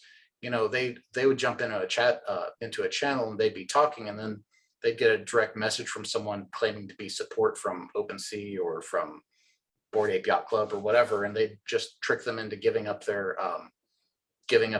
seed phrase. Or one of the ways that people got burned a lot too is they trick them into doing a screen share. And then if you were not using a hardware wallet, if they guided you to show you a particular part of MetaMask, it actually had a QR code that you could use to sweep the wallet. And or expose your private key, or exactly. I mean, a fun way that they were doing it with altcoins toward the end is, they'd be like, yeah, this is support, let me help you out. And they would just tell them to, put this command, go in the console in your little, Qt wallet and put in this command. This will fix everything. And of course, all it did was send all your assets to somewhere else. Yeah. So it's like, hey, if anybody tells you to put a command in there, don't do it. And then people go on Reddit and they're like, I'm having trouble with my ledger. It's not syncing or something, not coming on. And then, hi, this is ledger support. How can I help you? It's like, well, we need to verify your wallet. So please provide your 24 words to check it, and we'll verify that it's okay. And by the time they realized what happened, that was too late. So I mean, that happened to people with Pepe, right? Where some of them, they got lost their passphrase, got it hacked. That didn't happen very often, fortunately, in that world, because we talk about it. Like I made this 10-step list where it's kind of like, let me see if I can find it, where it's like, buy a Pepe, buy some Pepe Cash, do this, here it is. Yeah. 1, create a wallet on rarepepewallet.com. Number 2, write passphrase down. Do this now, underlined with an exclamation point. Because you never know, people didn't write it down, and then they reset their browser and bye Charlie. Yeah. Wow. Yeah. So number 3, copy address and send BTC to it for fees. Number 4, buy BTC to use for dispensers. That's a newer one. 5, purchase Pepe Cash from a dispenser, another user, or wish it into your wallet. 6, send Pepe Cash to your Rare Pepe wallet address. 7, buy cards on Rare Pepe wallet with Pepe Cash or XCP and live forever. 8, use free wallet or on Windows, Mac OS, iOS, or Android. 9, existing passphrase can be used in some other wallets. 10, there is no number 10. And then it had links to like, the Rare Pepe wallet directory, Reddit, Telegram, etc., whatnot. Because, these new people would come out of nowhere and it's like, how the hell are you here? Why did you find this? Like, you just got into crypto 2 days ago and now you're in a Rare Pepe chat. Like, what is going on? These people from foreign countries, like, oh, my friend told me about it. And he said, yeah, this thing is really cool. And, you should check it out. And then they're there. And if, a lot of them at first are like, what is this? And then it kind of grows on you, Yeah. I mean, like NFTs in general, they just develop I don't know what it is. You got to come up with a word for that, Yeah, one thing I'm excited about is I've heard, I kept hearing rumors that there's going to be an update to Free Wallet to add like hardware wallet support, like Ledger and Trezor support. I think that's going to be really rad to. Yeah, I just asked the dev about that the other day, no response. But yeah, he got funded to basically quit his job and work on Counterparty full time. He got funded to do hardware wallet integration. So I had an interesting experience with that. Like when the Ledger first came out, there was a little Chrome app that you go to the website and you could sign a transaction on your Ledger. So I sent a bunch of Pepes to that Ledger and pretty much kind of just put it aside and whatnot. Then I remembered those were there and I go to the site and while it can see the thing, the whatever service you used to sign it was gone now. So there's no way to get it off. So I had to go through, take the words, bring them into an offline version of this website, which can extract keys, and then figure out which derivation of the thing it used to try to. And it took like 2 hours to find the address in whatever derivation. And then I finally found it. I was like, oh, okay, I get them off. So now I tell people, yeah, it's possible to put them on a hardware wallet, no problem. Getting them off is the problem. So yeah, I mean, I shouldn't be that hard to do it, I think I really hope it's done soon because I had heard a couple months ago that it was going to be a month ago when it was going to be done.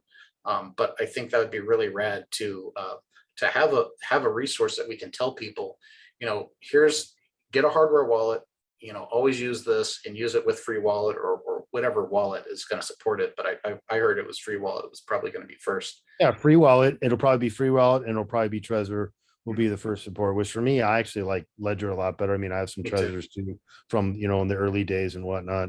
And that was one of my early ones. Like I was always careful about storing my, passphrases away or whatever. And then, one time they're like, hey, you need to update the firmware. Make sure you have your passphrase. I'm like, yeah. And then update the firmware and it wiped it. And I was like, shit, where is that freaking pass? Or no, I couldn't find it. So I had to send everything off of it, which I never like doing because it's kind of like, you're going to throw everything away to clean up your room or whatever it is. Yeah. You accidentally throw something that you needed away in it amongst the other stuff, or you forget, like, did you clean out your car before you sold it? Yeah. You left something in under the back seat or something. And or in one of the map pockets or something. Yeah. Yeah. So, I got all the little bits and there wasn't that much on there. I got all little bits and pieces and sent them away and then, wiped it, then made sure I recorded the words then. But I'm sure some people have been burned because it's like, you set it up and it's like, write this down now and put it somewhere. They're like, yeah, I meant to do that. And then they don't. I mean, this guy that I knew probably a couple months ago bought a couple of Pepes for say like $1,200, $2,000, whatever. And, was it his, like on his mobile browser or something. And then he put the words into his desktop. It seemed like it was working. And then he went back later and it was a different address. And I was like, well, you must have wrote something down wrong. And, you would have done something. I was like trying to help him figure it out. And basically I just ended up like replacing all of his Pepes for free that I had, that got lost, just believed him and assumed it was a story and like, tried to make him whole as much as possible. That was really nice. And he's kind of became my like good friend. And it turns out we live not that far apart and we'll probably get together for dinner at some point, in the future. That's cool. And so, I try to protect people from that. Like they come on like, hey, whatever you do, make sure you write that passphrase down now. Yeah. You can get it out of the thing if you're still in it, but your browser resets itself or, you lose that computer, it's gone. Yeah, that's, I mean, I'm really passionate about that. Last year, I helped write a kind of a hardware wallet, like security how-to for the Curio Cards community. Because we had, I saw the need. I've always been like you. I kind of prefer the ledgers myself, I'm using the Nano X right now, which has been pretty great. But Yeah. but you know, we, like as an example, we had a guy who joined that curio cards community, who he was using uh, what is it? Coinbase has a wallet apparently that you can load on like your iPhone or your iPad. Yeah. And in a Yeah. similar thing, he didn't back up his passphrase, and it during one of the updates to either the app or to iOS, it logged him out, and it was his life savings. He had like $200,000 worth of stuff in his wallet, and he's wrecked.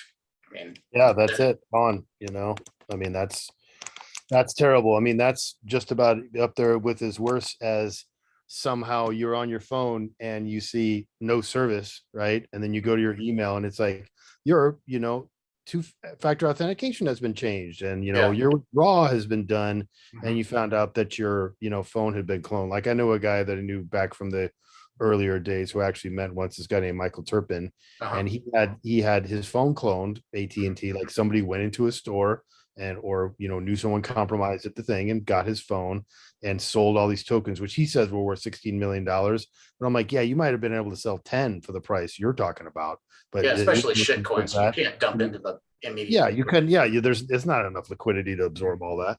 So then, you know, he sued them, and I don't know if he actually won or got any money or something like that. But eventually, the guy got found and he got prosecuted, and blah blah blah happened or whatever. But I mean, that kind of thing can happen. So it's like if you use like Google Authenticator, Mhm. it's like not only does it not survive a backup of your phone, it Mhm. also cannot be, you know, like if you clone your phone, it doesn't come with it. You Yeah. know, like you can't retrieve that stuff. Now, if you had a password manager and you had your backup code stored in that, maybe they might be able to get into it. But even that should be offline too. Mhm. So, you know, I try to make it to where even if someone stole my phone, they still wouldn't be able to get into, wouldn't really actually be able to do anything, you know. Mhm. So hopefully. Yeah, So, but I'm I just feel bad for those people that like their life savings like on an exchange, and then yeah. exchange their account gets hacked, or they, you know, their individual account gets hacked because you know they used a password somewhere else and they didn't have it set up, and then Yeah, I mean, that's it. and that's one thing where, you know, some people got really big into trading. I never was really great at trading cryptos, altcoins back in the day, but you know, that was a big risk that like I always was a big proponent of keeping everything on my own wallet. But you know, if you kept funds on an exchange for trading, that's a huge risk. I mean, like you were saying, Cryptsea, we had you know, Cryptopia, like those exchanges, you know, Mount Gox, you know, those exchanges go offline, and you know, it's over, you know, That's whole it. And story. that's why, especially toward the end of like Cryptopia and whatnot, I Mhm. was definitely doing the, you know, do your business and get your stuff out, you Exactly. know, send it there, make your exchange, take it out. So I got taken on Cryptopia once where they somehow got into my account and then they couldn't have sent it out, but they transferred it internally to their own account. And I How'd remember that work? contacting them. I'm like, this had to be an inside job, you guys, Yeah. because they couldn't have just guessed my password. And Mhm. then they set up an account. They're able to transfer this stuff, and they were gonna actually make an effort to compensate me. And Mhm. then they were kind of lagging. And I knew a guy who was behind what was it, Verge, right? Yeah, Who yeah. was Mhm. it was like Dogecoin Dark before Yeah, that was. yeah. Before they renamed. Yeah. Yeah, and then and it boomed, you know, it became super successful. But he knew the guy's home phone number that ran Cryptopia in Australia, and I called him, and his wife answered the phone. I'm like, put Chris on the phone or whatever his name Mhm. was, you know. And the guy gets on the phone. He's like, "What's up?" I'm like, "Dude, this happened." He's like, "Okay, we'll take care of it. We'll make it good. You know, don't worry about it." They Man. didn't, but you know, at least it was one of those things because it wasn't that much money, but it was kind of like it was the principle behind Principal. the thing. You'll violate it, you know. And so I've Oh yeah. had, you know, everything that I've been in has either been attempted to be hacked or hacked. You know, like I had one of those, you know, mining rig leasing places. Like I used a reused password, and they logged in and sent all the Bitcoin I had in there out. You know, nothing I could do about it. You know, it's like and what I tell people is like, you'll never do that again. I Like, oh, I mean, lost my passphrase. It's like, well, you'll never do that again. That's your one. there's, Hopefully, it wasn't too harsh. You know. you know, like you've had hard lessons. I've had hard lessons too. If you've been in crypto, you have your stories, you know. Yeah, and so it's like I don't want to have any more, and if I can help anyone else never have one, I will. It's kind of like that's, you know, it's like with time and wisdom or whatever. Like, you know, I could save you a lot of trouble by just, you know, if you just listen to this advice. Like I can't tell you like what to buy or if it's a good idea. It's probably not a good idea, but I can tell you how to at least keep what you got. You know, Yeah. like if you have stuff on Coinbase, get God, yeah. yourself a hardware wallet or at least something, And you can leave a little bit on there, but transfer most of it away because you never know. They could also Exactly. decide you're a bad person now. Well, You're on the that's a great list. point, and that's something I wrote an article about recently. Is that we have precedent now, not just for bank accounts getting a haircut. Back with the Cyprus bank bail-in thing, whenever the banks get in trouble, and now we have precedent for in Canada for your bank accounts getting Yeah, frozen. you donate to the trucker and they take Yeah. your money. Like You're that is a you're bunch not of even you're not even yeah. charged with the crime, and they freeze all of your funds. Yeah, How frightening is that? that is very scary. And so, like, when we talk about this whole, cashless society and whatever, Mm. like, what happens if that happens? Like, how are you going to eat if all your money literally has been Yep. frozen by Here's some entity? here's another thing that I thought was even more frightening is, so they freeze all these guys' accounts without even being charged with a crime. And I was reading one of these articles written in Canada about it, and they were like, oh yeah, well, you have to appeal to go through some political bureau, or go through the government. Good luck trying to navigate the Canadian government to get, basically, to beg for access to your own bank account, your own funds back.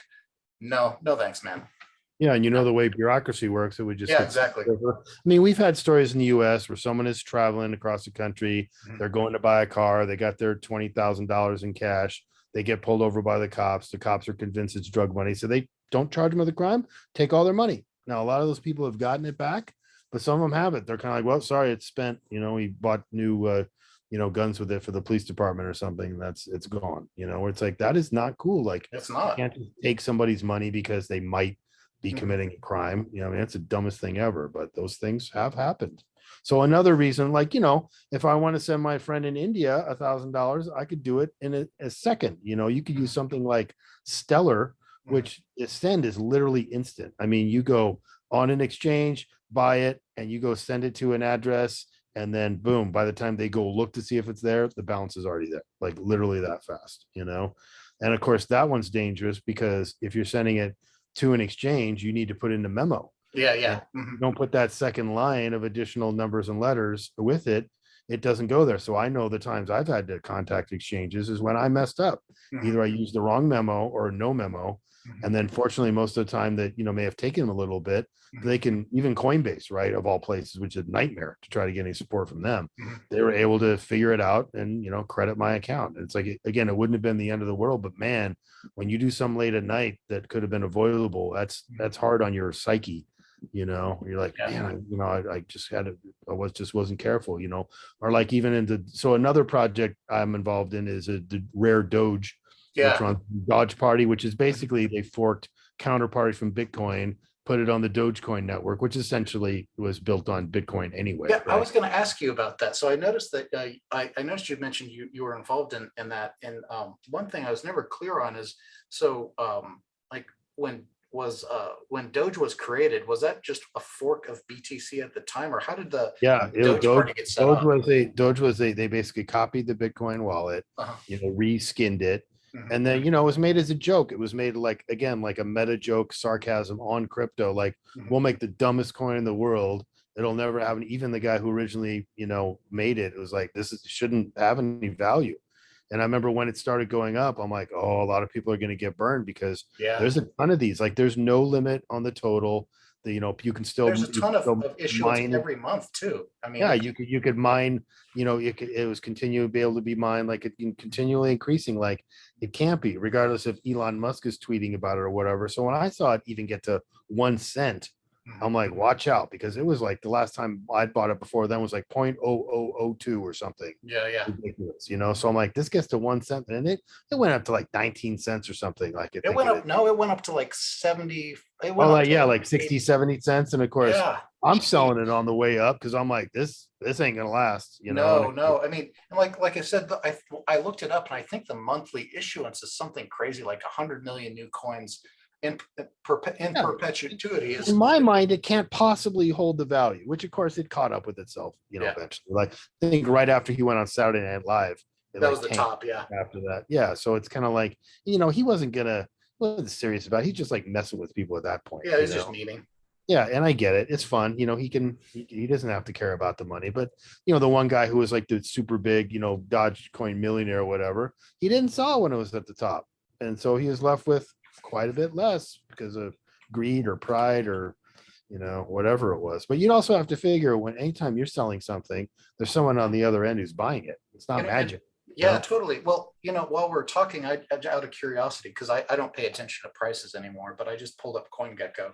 And as we're speaking, this to me, it still blows my mind, is Dogecoin is still, it's at 14 cents. It's amazing.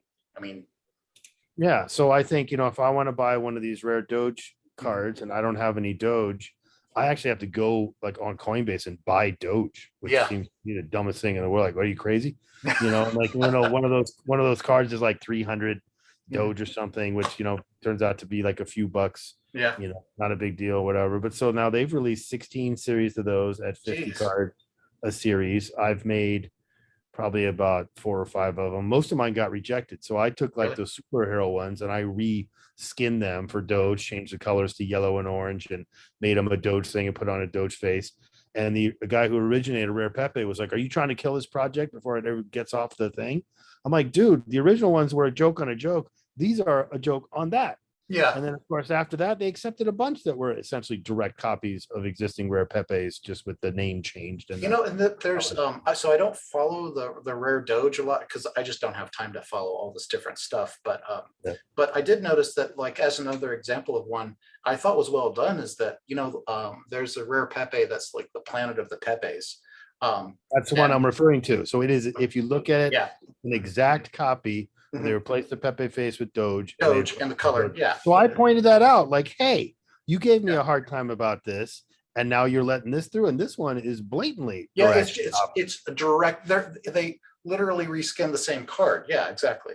But that's the story of my life. Like, I work at a company and they're like, "You have to do this." I'm like, "Well, this sucks. I don't want to do it." And I'm like, "Well, you have to come to the office every day and you have to be here until 6 and you have to, submit to this annoying thing."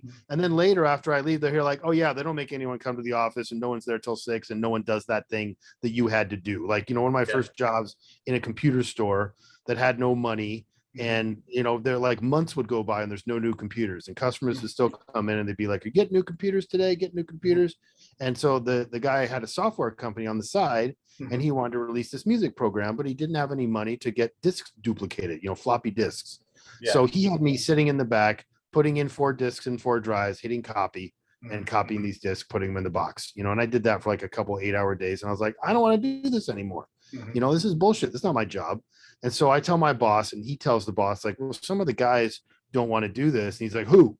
He's like, "Well, he doesn't want to do it." So he comes in, he goes, "You're fired. Get your shit and get it out." Just like that. Wow. And I was like, and then I said, "So who did it after that?" He's like, "I don't know. I think he just gave up or hired a company or something like that." So no one else had to do it, but I was sacrificial lamb, So, one thing I think is amazing too is with the whole COVID thing, for a long time in the IT space, a lot of our jobs could have been done remotely for years and years and years.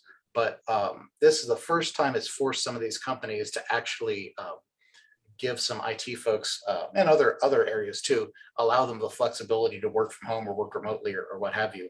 And I think that's an unintentional beneficial outcome of this. That is, that to me, that was the major good thing that came out of it. Because in my world, there's a lot of like media and stuff going on, and video has to get from one place to the other, which was already making progress. But then they had to do it, so like you might have an editor who's editing over in Arizona, and then you have a producer sitting there in Nebraska, and he's at his, has an Apple TV hooked up to his TV, and he can see the output of what the editor is editing instead of sitting there on the couch annoying the hell out of him. It's like he doesn't have to be in the same room in order to be able to, get the work done. Like, people can collaborate in, remote, like something like we're on now, like a Zoom call.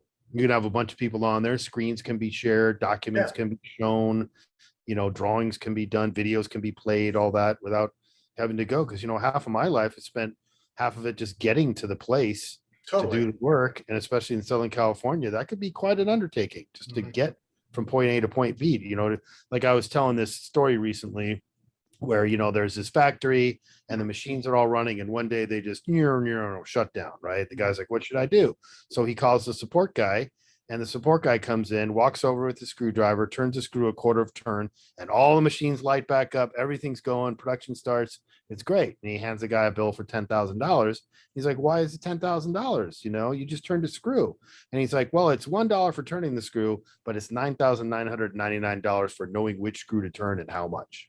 Yeah, yeah, Because it's exactly. that experience over time or whatever is more important than the actual work itself. So, you know, you might drive for 2 hours to get someplace and reboot a computer and then drive for 2 hours to get home. But if you could have done it remotely, you would have saved all that trouble and they could have been immediately back on again. So big companies were very, very against remote working, like Apple and Google and whatever, Yeah. have had to, you know, embrace that to some degree. And then they kept trying to bring people back and they're like, "Well, nope, coronavirus still here. Too bad."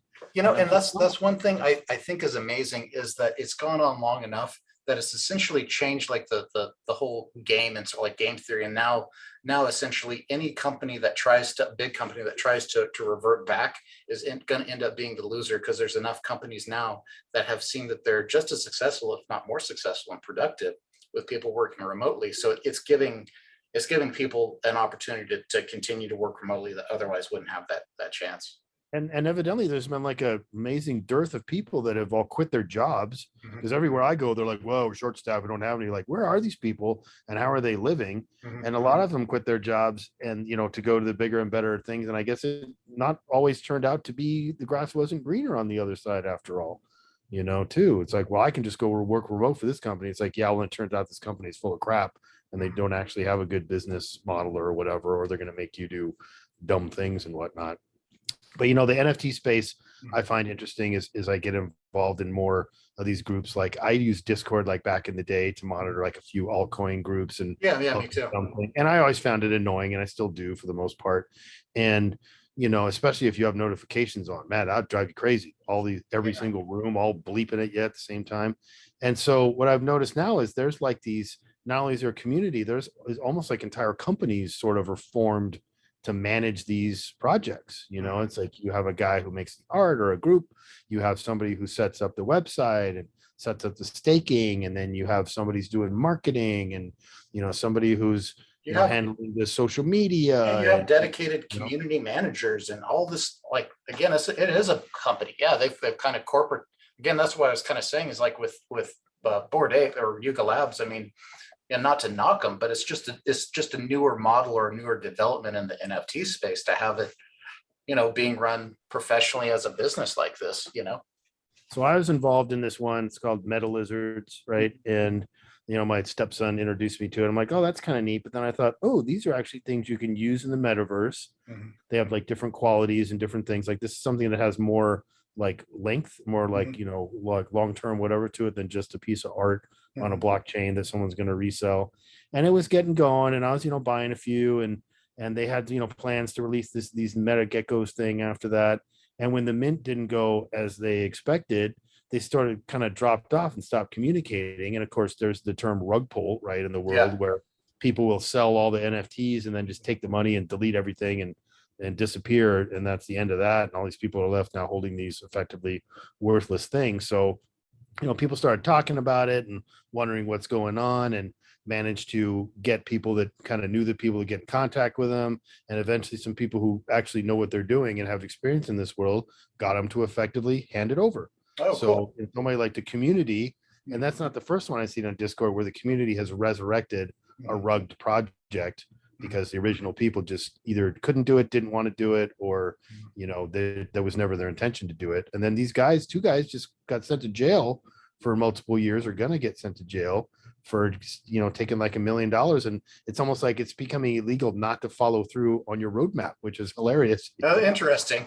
Because you know we both remember back in the day before this NFT stuff, that was one of the big deals in the altcoin spaces. You know, they'd always have a white paper and a roadmap and all, you know, I mean, it never turned out like, you know, it never does. You know, I mean, like they promise. You know, for 99.99% of them. You know. Yeah. And then there was a few, like what was the big one, BitConnect, right? Yeah, But yeah. Oh my I God. saw it, I'm like, oh God, this is a Ponzi I scheme. mean, They're we full could of see crap, it. You you could know? see it from a million miles away, but it's still like, yeah, man, that was the biggest Ponzi, You know, one thing that blew me away is I remember watching it like 40 or 70 bucks or whatever. I was like, I looked it up. I was like, what is this? And it like, I knew right away it was a Ponzi scheme, but I was like, I was really amazed that watching it from that, it went on. I looked up the other day, it went up to over $200, I think, per Yeah. coin. I mean, just And they were basically pretending that they were investing the money and giving like false spreadsheets and whatnot, yeah, you know. I think the nature of their scam when I looked it up back in the day is that they were pretending they had this like AI trading bot or something, proprietary AI trading bot that was Yeah. trading Bitcoin, making all these sick gains, right? And you know, it was just a Ponzi scheme, you know. It just was, yeah, it just wasn't. And there was another one that was like this, mining operation. Mhm. And it was, based on this Paycoin, right? And there was these little things that you could buy online called hashlets. And it was like a little, you had your own little cloud mining thing or whatnot. And for Yeah. a while, they were running real miners and paying out gains, but then they couldn't really keep it up. So then it just became a spreadsheet after a while where Mhm. it's like, hey, this is how much money is there, this is how much you're going to get, and Mhm. whatever. And then it just collapses upon itself because you can't keep that going over time. And like a lot of people got burned for a lot on that. And I think something happened to the guy, but probably nothing significant enough, taking all that money. And then a lot of times at the end, these guys don't Mhm. have the money. Like the guy that, rugged his own Cripsy and fled to China or whatnot, Big Vern, he's still out there somewhere, probably. Probably doesn't have much of that money left, but he Oh, basically, so Big Vern is the guy who rugged Cripsy. I never knew who it was. yeah. So Big Vern Pepe, there's a, Yeah, yeah. he's got I was. That's he's why got his own I was company. asking because I've seen that card. I didn't know that's what that was referring to. But like, I was active when that happened. Uh-huh. And I remember it was like, things started getting weird and people started talking and was trying to withdraw as much as possible. And Mhm. even at the end, when it was effectively shut down, there was one guy who still had control. And he would tell this, group of people that he had contact with, like, hey, I'm going to bring up the site and I'm Mhm. going to open withdrawals. So you guys withdraw everything that you can. Like if it'll let you withdraw, withdraw. If the wallet's not empty, get whatever you can out of it because it's not coming back. And then he's like, well, we got hacked and we're trying to find the guy and we're in contact with him and whatever. And well, some of that may have been true. I think in the end, it just turned, he just took the money and just effed off, he just, left it. And so I get it when that happens and people do that, they're kind of in a pickle. Then there was the guy in Canada who like went to India and died or something like that and Yeah, had the only password to Quadriga. And recently there was a story about a guy who like lost his entire life savings that he kept on there. And I watched it's, the.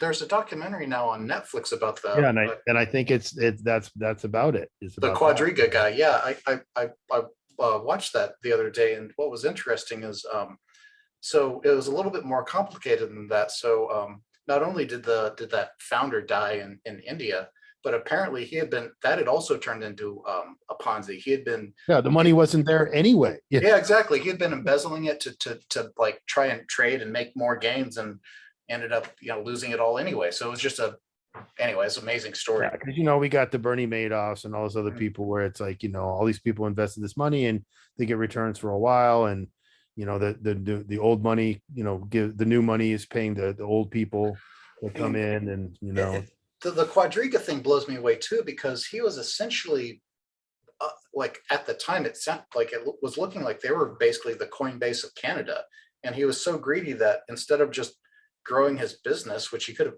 is obviously going to be making decent money off of anyway, just to be so greedy to anyway, it's crazy.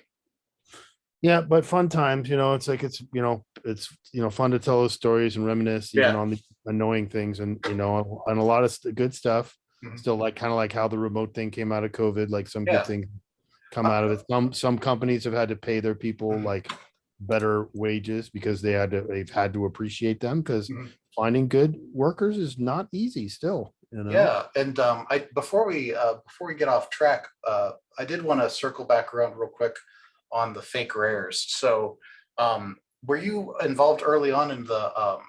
Oh yeah, obviously, because yours is a season two. So you have a couple of fake rares on your to your credit on Pepe.wtf. Um, you know, I know there are some people that initially had a like thought that you know fake rares were a scam or a cash grab Yeah, or whatever. yeah. I mean, I didn't like it because I felt like it diluted the Uh, original one. It's like make something different because the whole idea was there was a couple like fake rares at the beginning, like there was like a Silk Road Pepe and yeah. and a couple others that either didn't get submitted or were rejected or something like that. So that kind of became a joke. There's like this picture where there's like a guy with like his trench coat open and he's got like fake rares inside of his pocket, you know? And so people would post other things in there and be like, oh, no fake rares, like only real ones in here. So one of those guys was Skrilla, who was originally was like Skrilla Ventura, and he's one of the original Pepe artists and whatnot, DJ Pepe, among other things. And, you know, he started, you know, making fake rares and putting them in there, and he actually got banned from the Rare Pepe thing. So he's like, I'm going to start my own thing. So he started his fake rares Telegram thing and started a directory and started building it up. I mean, the one major downside for that is it diluted the Pepe thing enough to where the actual good, real Rare Pepe sales kind of took a dive after that, because it became confusing and overloaded a little bit. Like there was a lot of stuff going on. I don't necessarily think that it devalues it at all. Personally, you know, that's my perspective. But one thing it's rad is that it's given people a new opportunity to like get involved in a project before it's closed down again. Yeah, well, now people can submit, so that, you know, ultimately I, you know, end up supporting it. I'm like, okay, fine, that's good. It's, you know, it's kind of like Rare Pepe again, where now they can actually contribute. But then there's been stuff where like their issuances are too low. And then there's, you know, Pepe Pawn Shop is like trying to sell all of the releases at once for sometimes prices I think are too high for a brand new thing. But hey, like to say, it's whatever the market can bear. Well, I mean, when I first found out about fake rares pretty early on, and you know, I was super enthused because I missed out on the Rare Pepes originally, and I found the fake rares like probably after season 1 or 2 or something, and I was like, oh wow, well maybe I can actually collect these all. And then at the time, I jumped into their Telegram, and even like the initial drop for a lot of these cards was like $2,000-3,000, even for a you know 50 or 100 supply cards. So it was just, obviously it was not going to be affordable for me to collect them all, which was a little bit of a downer, you know. But I don't know, it is what it is. Yeah, and that's the other. And I want people to be able to collect, and you know, there is like a barrier, a little bit of, you know, Rare Pepes. It's not just that some of them are out of the price range of most people. It's just that they're just not available to sell as much. I mean, like I had, you know, dispensers. I try to add dispensers for most of mine out there, and then as they, you know, either get cleaned out or they get, you know, the price is based on like not reality now or something like.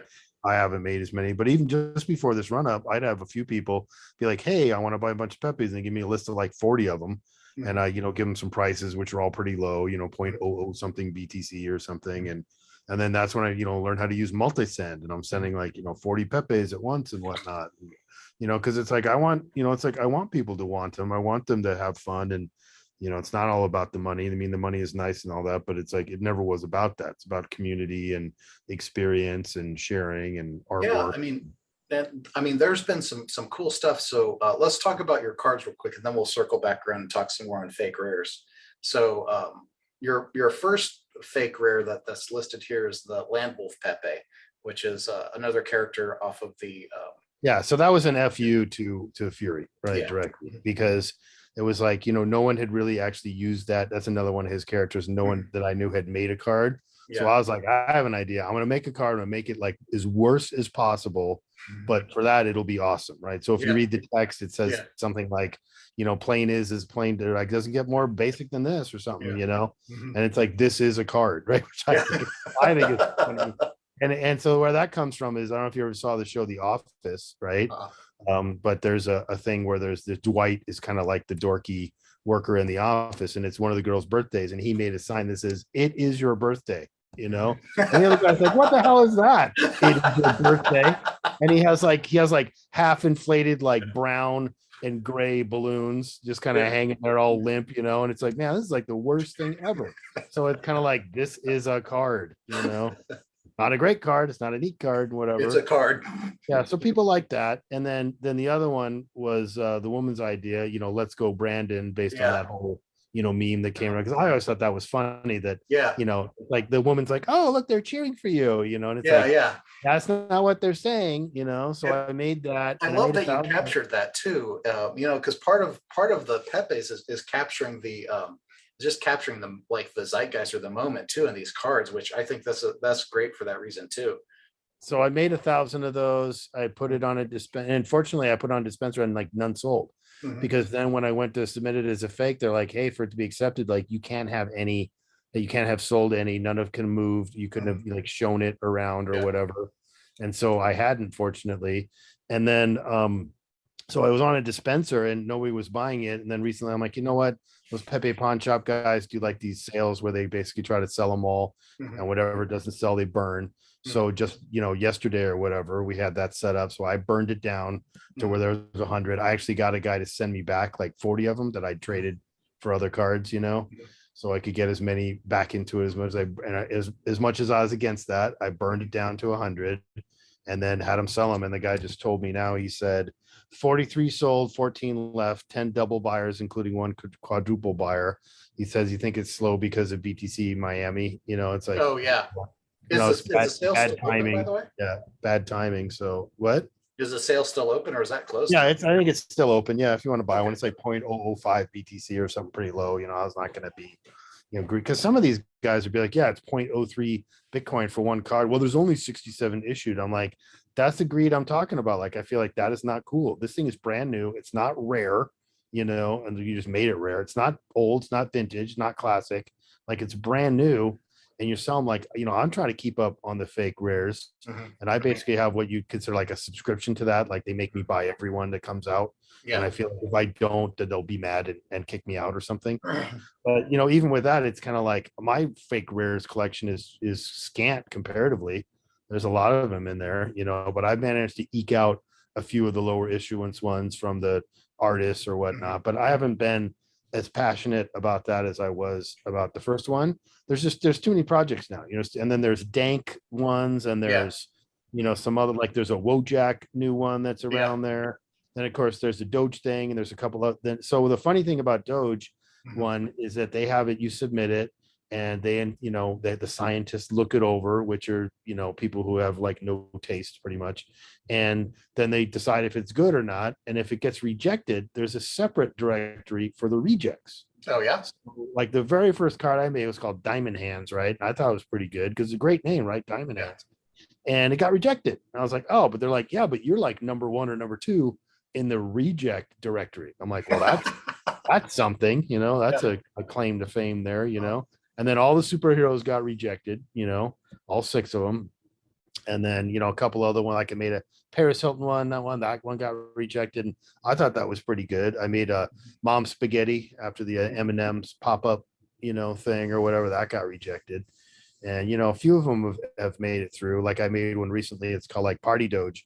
And the video in it is actually Jean-Claude Van Damme in Breakin' 2, the movie, right? From the 80s. He's like sitting there doing this terrible dance, like in a crowd of people. And I, superimposed the Doge head over him. Yeah. I'm like, that's fun. That one got accepted. I like that. On the rare Doge thing, when I found out about that, it's been months ago now, but when I found out about it, I was like, well, maybe this will be like fake rares except cheaper, and I will actually be able to collect a full set.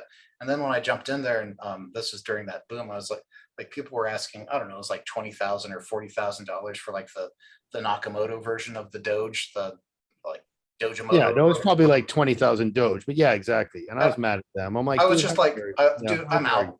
I'm just out. No. Yeah, like this does not command, just because you called it Nakamoto something, it doesn't command the value of that original Rare Pepe. Like that is like functional historical significance. And even though it's a 300 issue, it is literally the first card in the series that started it all. It was made by a guy who is admittedly not an artist, very basic, and that's part of its appeal. But I feel the same way. So there's basically me and one other guy who try to buy all the Doge cards as they come out. He buys one. I usually buy 3 or 4. And, some of them have priced him too high. And so his thing is like, well, we'll, teach him a lesson. Like if they price it too high, we won't buy, because no one else is buying it. Then you just won't sell any. And then eventually you have to come back to reality. Because again, if I'm going to buy all the cards, I can't spend 2,000 Doge a piece for, a couple of 50 in a series. That's not sustainable, So I, with the exception of probably like 10 of them or something, I have all of them, like all from every series. That's cool. And Which is, again, it's a shame that happened, but yeah, I mean, it's a shame I got scared out of it, because there are some cool cards that I never got around to getting because of that. I just noped out. But like the one I remember that I thought was really rad was that that Toads version of the Doge. I thought that was really rad looking. Yeah, and there are some cool ones. I mean, a lot of them I think are mediocre, and Mhm. I don't find them as interesting or as appealing Yeah, as the Rare Pepe ones. yeah. And there's too much like Elon Musk theme going on in there, which I don't think he's deserving of that much attention as far as in this thing.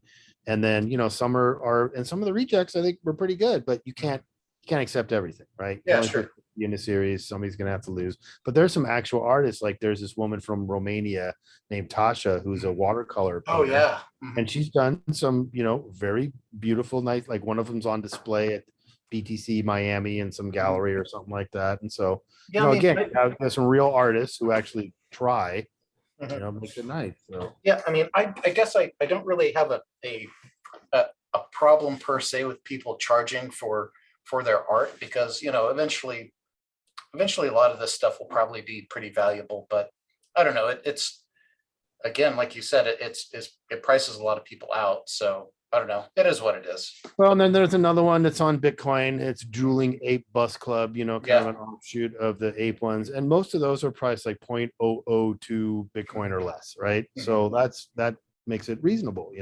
But then some people come in, they want 0.01 or 0.02 each for them. And I feel like that's greedy. Why don't you price it based on sort of what the other, like this thing is brand new. Like you Mhm. can't, it's almost like it's not that you don't get to make the money, but the first go round, if there is ever any money, that's not where it is. Mhm. Like, remember Pepe? Pepe was basically free at the beginning, and only after 5 years and renewed interest from a different whole outlook did it actually, really gain any monetary value. So it's like if you want this to get out there and be successful, it has to be distributed. Otherwise, again, if you're holding all the cards, no one's going to want to buy them because then you could dump the market down at any time. Yeah, it's a shame because there's like yeah, I mean so yeah, well, that's a good segue. I was meaning to ask you. So when you created your cards, do you have a strategy in terms of how you priced or distributed some of yours, or how did you do that with Well, I think your it was Pepe? depending on like how much, say, Pepe Cash was worth at the time, and that's what I sold most of them for. So it would be like 1,000 Pepe Cash, and that was worth like $5 or $10 or something like Mhm. that, whatever it was. So put them up there, let people sell them, or trade them for other things, or get them to send some amount of money. So a little bit of Bitcoin, like America. So there's these artist ones. There's like a Dali Pepe and Miro Pepe and wherever. Yeah. There's like five or six of those, and that's another one where the wallet is effectively lost. So whatever is out there is out there. And I remember I sold a set of those to a guy for like 1 Bitcoin at the time. Of Mhm. course, Bitcoin is probably worth like 4 or 5 grand or something, but that Mhm. was great. It's kind of like, hey, there's actually some value. But most of the ones that I made, I, priced them cheap. Most people did. And kind of like price them to move, and you Mhm. put up, you make 100 of them, you put 20, 30, 40, 50 of them up on because, there's an internal DEX that works in a Rare Pepe wallet where you click a card, it flips it around. You have a choice of XCP or Pepe Cash. If there's a sell order up there, you can buy it. You Mhm. can put in basically a request to buy it for a certain amount. It'll just sit there. Mhm. And if it ever gets filled, then it's good. And, if somehow you miss it or whatever, it's not like you're losing any money. Mhm. So it's kind of a safe little internal decentralized one of the first decentralized exchanges that I knew of that no one even knew was possible. And you have dispensers, which are good because you put them on there, they don't expire. Mhm. Someone could come around looking for a card on X chain, look at the dispensers tab, see that this card is available for this amount of Bitcoin. You make sure it's not empty. But evidently, there's been like another, clever scam is that someone sets up a dispenser to sell XCP or an expensive card. They wait for someone to go and buy it. They get alerted that there's a pending transaction. So they send one with a higher fee that gets there first, and they front run their own dispenser. And Oh no! Oh, that's super then yeah, dirty. and the person is out that money because most people are honest. So if multiple people go to buy, because for a Oh, while buying XCP from expensors was crazy. As soon as they pop up, someone would buy it out because that was one of the only ways to buy the cards from in the wallet. yeah, So if multiple people send Bitcoin, one of them is going to lose. yeah, So as long as exactly. someone knows who that guy is, they can say, "Hey, can you refund me?" And which is funny is I'd set up a dispenser for one of the superheroes, and this guy bought one and he ended up missing it. Mhm. And I tracked him down and was like, hey, let me send you back your 0.07 Bitcoin or whatever. And Mhm. this guy turned out to be like a guy who has like $500 million. And so it was like, that was the right one to you know, to like be nice to, as far as I don't know who it is. Is anybody? Yeah. This is whoever it is doesn't deserve to lose their 0.07 Bitcoin, you know. So I'm Yeah. sending it back. You know, I'm gonna make right on that. And I've had it happen to me too, where I, I put in the wrong amount and sold 50,000 Pepe cash for 0.001 BTC for the whole lot, you know, and managed to track down the guy. I'm like, hey, he's like, yeah, I know you messed up. So here you can have them back, you know, or whatever. So I the know I've community has I've been been great for burned a that. couple. And in the ETH world, you're not going to find that for the most part, you know. Yeah, I mean, I've been burned a couple times on dispensers where, yeah, the same thing. I guess I probably ended up, like you were saying, get front run with my order or something. I never knew what the deal was, but yeah, that's a basically I guess a vulnerability just inherent to Yeah, I mean, counterparty. it's sort of, you know, it's a bit of a risk you take, and it's Mhm. like, you know, you do your due diligence. Obviously you make sure that there are any available in the dispenser, but then you look and see if there are any pending transactions, Yeah, and if exactly. that pending transaction is for all that's in there, Mhm. you know, take that into consideration. But I mean, like all these dueling ape bus ones, they're mostly sold in dispensers, and they'll usually be like 20. So I Mhm. know if I'm trying to buy 4, I'm not really risking that someone else is going to get there first or whatnot. But definitely a few times when there's something I'm looking to buy and it's already been cleaned out, there's 25 of them, and someone came and bought all 25, you know, Mhm. and that's it for that, which is, you know, they're allowed to do that. It's not really fair, but there's no like hard and fast rule that you can't do that. It's like Yeah. for serve. And, you know, I've had mostly good success with it. I mean, almost all the dispensers that I set up ended up selling. And so I know, you know, late at night, someone's looking for a card and they want to buy it, and they found a place that they can get it without having to, you know, it's trustless. The So that's first, good, you know? yeah, I guess the earliest decks that I was exposed to. So I wasn't involved in the counterparty thing back in the day, but the earliest decks I was exposed to was probably Ether Delta. Um, and then Yep, later I Flip remember that Delta. one. And that was a weird thing, you know, how Yeah. that worked. And that ended up, I think that guy ended up like getting in trouble for it, and, you know, for running like a, you know, unlicensed money transmission thing, and they sold it. And Okay. I think it still exists. I don't know if it works very well, but it was one of those. But I've always been careful about that. I'm like, that's why I never started like my own Mhm. NFT project per se, or even coin. You know, I actually learned how to, you know, compile a wallet and make it. I'd be able to change it, make my own coin. I knew how all that stuff worked, but I was always hesitant to do it because you have like a level of responsibility, like fiduciary Exactly. duty, to follow through on it. So if you're going to start an NFT project, you have to be willing to like carry it through, manage it, you know, keep Exactly. up on the community and show up regularly. And Unless you're even going to if, be upfront that it's that, unless you're really upfront that, hey, this is literally just a meme, and this has no value, then yeah, you do. There's a level of responsibility there, I feel too. so, you know, like when people say, well, do you have any projects in OpenSea, or Yeah. have you started your own thing? It's like, you know, I kind of know that I might not necessarily want to keep it up, and might not, you know, want to be responsible in the long run or whatnot. So it's like, I'm not going to do that to somebody. And I know some of these people, maybe they have the best intentions when they start it. And maybe sometimes getting that chunk of money, it changes their mind, or they just decide they don't want to do it, or it doesn't go the way they thought. You know, your mint doesn't sell out. Then what do you do? Do you burn some of them, or do you, you Mhm. know, just abandon it? And, you know, now people are seeing that there are consequences for just abandoning it. So hopefully that will deter some people from doing that sort of thing. Yeah, I But mean it's like that's. scammers, you know, it's like a kind of like a long con. If you know from the Mhm. beginning you're going to make all these NFTs, and one of them, like they bought them all themselves and then listed them on the secondary market. You know, no one was able to mint. You know, so faking the demand and putting up. and then you say, look, it all sold out, and Yeah. now they're on the secondary market for double, and people start buying these things because they think there's value. And it turns out, and this is what I would tell people back in the day. I'm like, you have to think of like who the end buyer is. If you're making this Pepe and you're thinking you know, there's a 500 of them issued, and you want $100 for each one. If you do the math, that's too much market capitalization for that one thing. And then who's buying it? Like if I say it's too much and I'm the guy who buys all the Pepes, Mhm. then you kind of got a problem with that. You need to rethink your thing, because who are you selling it to? There's only like 10 people in here buying them, you know, at the time. It's Mhm. like a handful of people. It's like the kind of like an incestual little Mhm. circle jerk of people who are buying and selling from and to each other in a way. And I think there's still some of that going on now, where there's wash trading and there's other things that people, artificially inflate to make it look like there's interest in something when there isn't. And there's still a very limited market and amount of people, as popular as it is. It's a tiny portion. And I know like were sort of waiting for Coinbase to fully launch their NFT thing because they had like 2 million people on the waiting list who probably had no idea what OpenSea was. Yeah. So if all of a sudden 2 million, and I tell people like, you don't realize how rare 100 of a card is.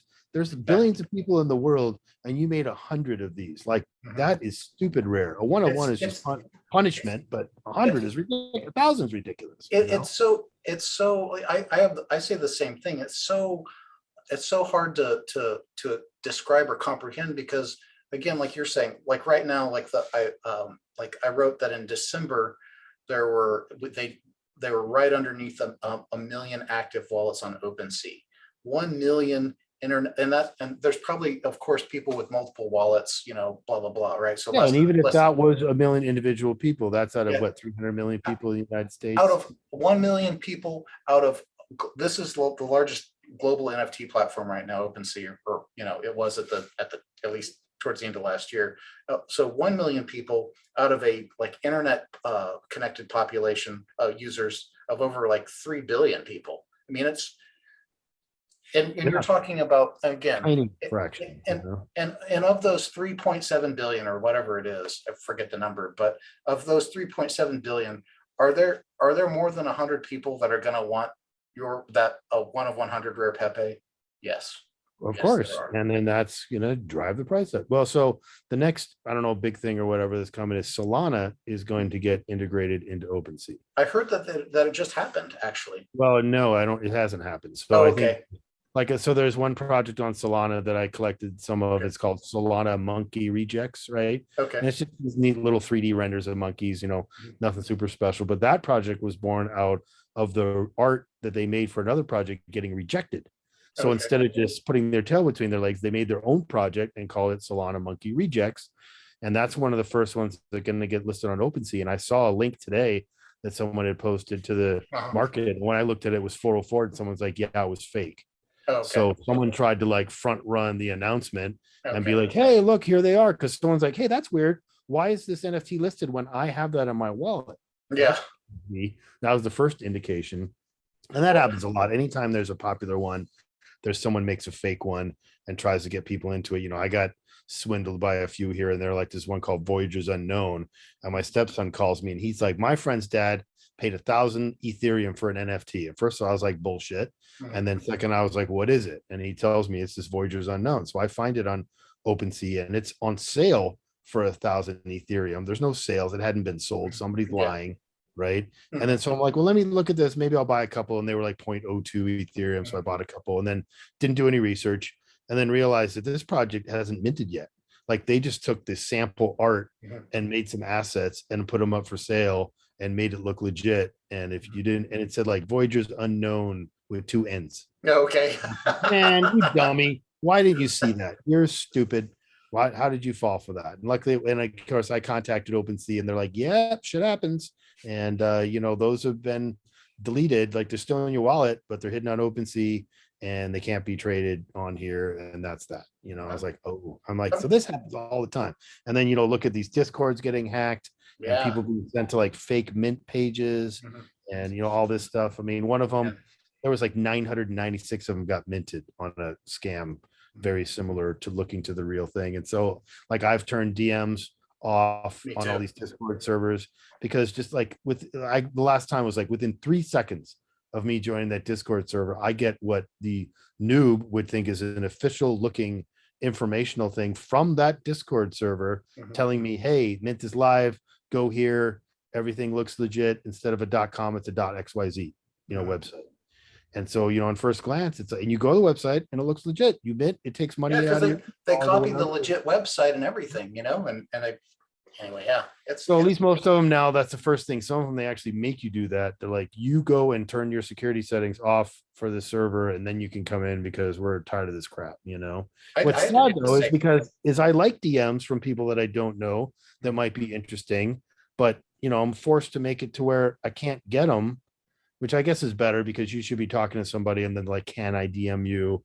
And like, yeah, okay, you know, I had but to do the same thing because otherwise it's just out of control, you know? yeah, like every day I'm getting something where it's like, hey, or it's just like, look at this project or look at that project and whatever. And I Yeah. look our mutual server, like, Mhm. oh, looks like I forgot to, that's the one I forgot to turn it off Mhm. for. And so now I'm getting these, you know. So, but it's one of those things like there is rewards to be had, there is interest to be had. People need to be careful, like double check what you're doing, just like when they say, like, you know, at least look at the first few letters and the first last couple letters of an address before you send any significant amount of money or any valuable NFT. You know, you've heard stories about they get into your copy paste cache in your computer. Yeah. And when Mhm. you go to paste an address, so like people got burned like on Electrum wallet, a Bitcoin wallet that doesn't need the whole blockchain, Mhm. where it's like update available, click here, and they click Yeah. there. It takes them to a website, downloads the update, and then their wallet's emptied. Like they actually got into the internal notification system of the wallet's like update thing. Mhm. And it Yeah, took, I'm like that. I'm like, that's clever. that I'll give is. you that. That is very, but they'll try anything now, you know. Yeah, I mean, you know, you mentioned the Solana coming to OpenSea. So, what's your take on Solana and Solana NFTs? So I like Solana, and the only reason why I got into it is someone who I think it was from a Discord, like some stupid greedy pigs or something NFT Mhm. thing. And the guy's like, "Do you have any?" You know, actually, no, it wasn't that. It was something else, but that's one of the first ones I bought. He's like, "Do you have any Solana NFTs?" I'm like, "No, I probably should," but yeah, I think subconsciously I was avoiding it because it's another like sucker of the time, you know, and money and whatever. And I was like, I do have like a few Solana in a wallet. I probably should look at, you know, into that. So I started looking into them, and you know, there's Magic Eden, which is kind of like the OpenSea so Yeah. far of that. And I was like, you know, buying a couple here and there, not really paying attention to, you know, what's rare or what's Mhm. good or just the ones that were cheap, you know, a Mhm. couple Solana here and there, you know, bought a few of those monkey rejects. They're like, they're going to Mhm. have staking one day. So you'll be able to stake them and get this token. I'm like, well, that's neat. And then, you know, but as time goes on, it's sort of a love-hate relationship because especially if something new comes out, like the infrastructure can't handle it. I mean, you Mhm. go to like do a transaction and it fails. At least with Ethereum, it might take more gas, but the chances of it actually failing are pretty low. But you don't really have much control over Solana's like fee structure or whatever. So Mhm. like you go to buy something on Magic Eden and it, you know, says, oh, it's doing it. And then it just goes, something went wrong. Oh, You thanks. know what? Great error One thing message. that's funny, you know, I bought a few NFTs on Solana. I'm not a huge Solana user, but I bought some NFTs on there. And one thing that it's really kind of like, to your point, it's really kind of counterintuitive. The speed of Solana, like it makes, you know, like when new projects are minting out, you can have people like with a bot or whatever, like instantly drain Yeah, like mint buy out. all of them. Exactly. I'm like, what Yeah. is this crap? I just wanted You're one. like, you And now never all have a chance, yeah, you all know? 100 of them are gone. They're like, yeah, it's bots. I'm like, well, that's lame. So at Yeah. least when they, so then they start trying to counter that by having whitelists, right? And so maybe you have a whitelist token. And Mhm. if you have that token in your wallet, you can mint. So there's no way for people to get around that other than maybe buying the whitelist token on the side somehow or whatnot. But then I don't got time to go in and get on everybody's That's whitelist. I'm not going to that's be exactly in that's your the one Discord server chatting all day, every day for a week to get make you think I give a crap. Like you want yeah. me to get in line to give you my money for something that probably is worthless? Well, I mean, that's That's a big ask, exactly. you I mean, know? that's a problem I have too. I mean, there's a handful of projects I really care about and I follow, but I don't even have a chance to the time to follow, you know, with you know work and all this other stuff I've got going. I don't have the time really to follow it as much as I'd like to, and I don't. There's no chance that I'm going to spend like days trying to like grind out to get a whitelist in someone else's server for. No, not going to happen. Yeah. So at least that, you know, the one good thing about some of these is there's collaborations and, Mhm. you know, you're involved in one project and they're like, hey, we set up a thing where you can go over there, show them that you're in this, you know, send them a screenshot of your Twitter or whatever it is, and you can get on the whitelist. Or someone's like, hey, you know, you know, you're cool. I can get you a whitelist on this project. Do you want it? And they're like, just message this guy, go in there and say this, and it'll be done. And I'm like, awesome. And so that's, you know, again, that's community. So for me, Yep. that's, you know, worked a few times to where Mhm. I got on the whitelist or something. And then so there was one like my non-crypto friend, like we were out to dinner with a big group, and he's like, hey, so my friend has this NFT project, is called Invisible Friends, right? And he Mhm. shows me the art. I'm like, oh, that's cool. You know, I got to remember. So I looked at the website later. They're like minting in February. And I'm like, all right, well, I'll check back. And then I don't think I was in their Discord or whatever, but then I was like, oh, that's coming up, I think. And I look and they're like, oh, the mint's happening now. So I go to their Discord, which is now totally shut down because they didn't want any activity during that. And then I realized, oh shit, there's a whitelist. I didn't even know that was a thing. So I called him up. I'm like, you know the guy, right? I'm like, get me on the whitelist. And he's like, he calls me back and he's like, oh no, there's like a bunch of influencers and stuff that he can't even get in. Like he doesn't have any room. And I almost want to say like, well, doesn't he know who I am? Because, you know, I'm not really anybody, but you know, I'm the big Pepe guy and whatever. You should get me in there. And, you know, I don't remember what mint price was like 20.25 Ethereum or something. And they went up to, it was like 7 right away. And I was like, crap, you know? And then he comes to me and he's like, can you show me NFTs and how to do this? Like, I want Invisible Friends to be my first one. I'm like, dude, in all, you know, reality, I can't let you buy one NFT for like $20,000 as your first As one. your first, no, I mean, Just I'm not going to let you do that, you know? So. well, I mean, the other thing too is that, you know, and again, that's why I'm really focusing on historics too, is that there's, you know, there's scarcity and there's a, you know, they have a provenance, they're, you know, they have historic relevance where, you know, there's so many, there's zero barrier to entry right now for new projects. So just because like Invisible Friends is cool, like for 6 months, you know, again, you know, like we've seen it in the crypto space. Well, it takes a lot of effort to cultivate and maintain a project or a community. The survival rate for a lot of these projects that are like right now are 7th or you know, like $20,000 or, you know, like Azuki and all these, there's going to be a ton of these that wash out. And I would hate to be the person that helped someone, you know, I mean, for, especially for someone where that's most of their savings or something like that, or a huge outlay. I mean, I'd feel terrible. So yeah, but I mean, it's bad fundamentals there. Yeah. So, and I agree. And so at least, you know, in the short term, I look, you know, the Solana coming to OpenSea will bring an obviously massive amount of new users. So I can only hope that some of the prices on the ones that I bought for pretty low will be significant enough to recover that investment. Because, you know, I know of some of these, I bought like a whole bunch of this, you know, greedy hogfathers thing or whatever. And then half the people left the project. And we're talking about, oh, you know, the guy's a jerk and this isn't going to work out or something. And then some were trying to reassure me. They're like, oh, it's, you know, they're still going to probably follow through and don't worry about it too much, et cetera. And, but it's like, those will probably be worthless, you know? So it'll be nice to kind of recover some of that money that I've laid out into these potentially valueless things at some point, you know? I mean, I don't necessarily want to make it somebody else's problem, but sort of, you know, so. Yeah.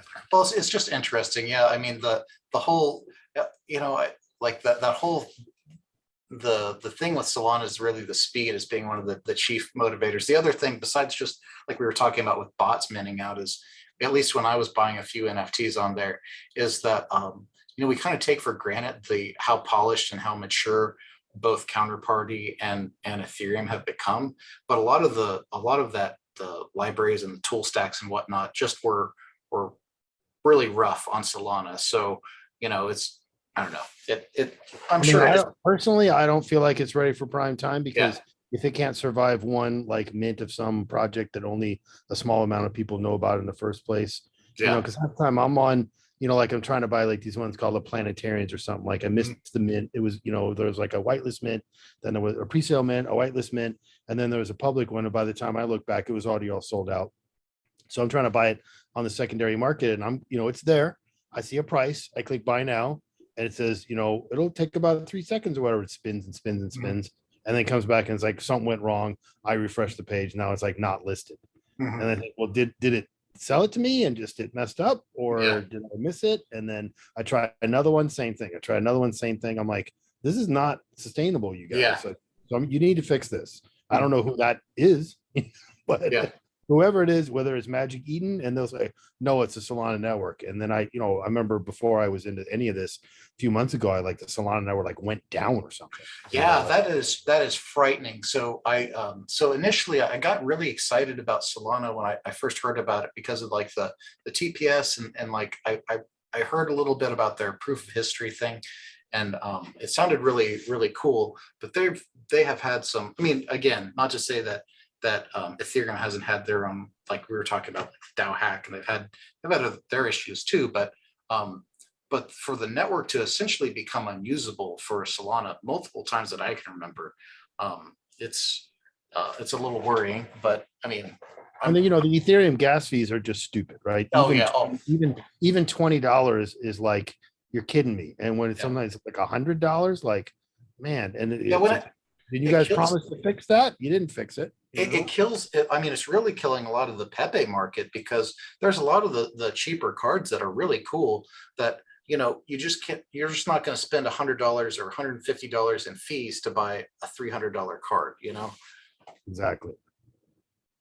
So that's frustrating. And, you know, again, it's like cost of doing business, part of the game or whatever. You know, if you're going to sell something for 50 grand, you know, paying $100 is not that big of a deal. But if it's like you say, for $200 or $300 and the gas is $100, that's a hard pill to swallow. You know, like, Yeah, you don't, you know, whatever, you don't need it that bad.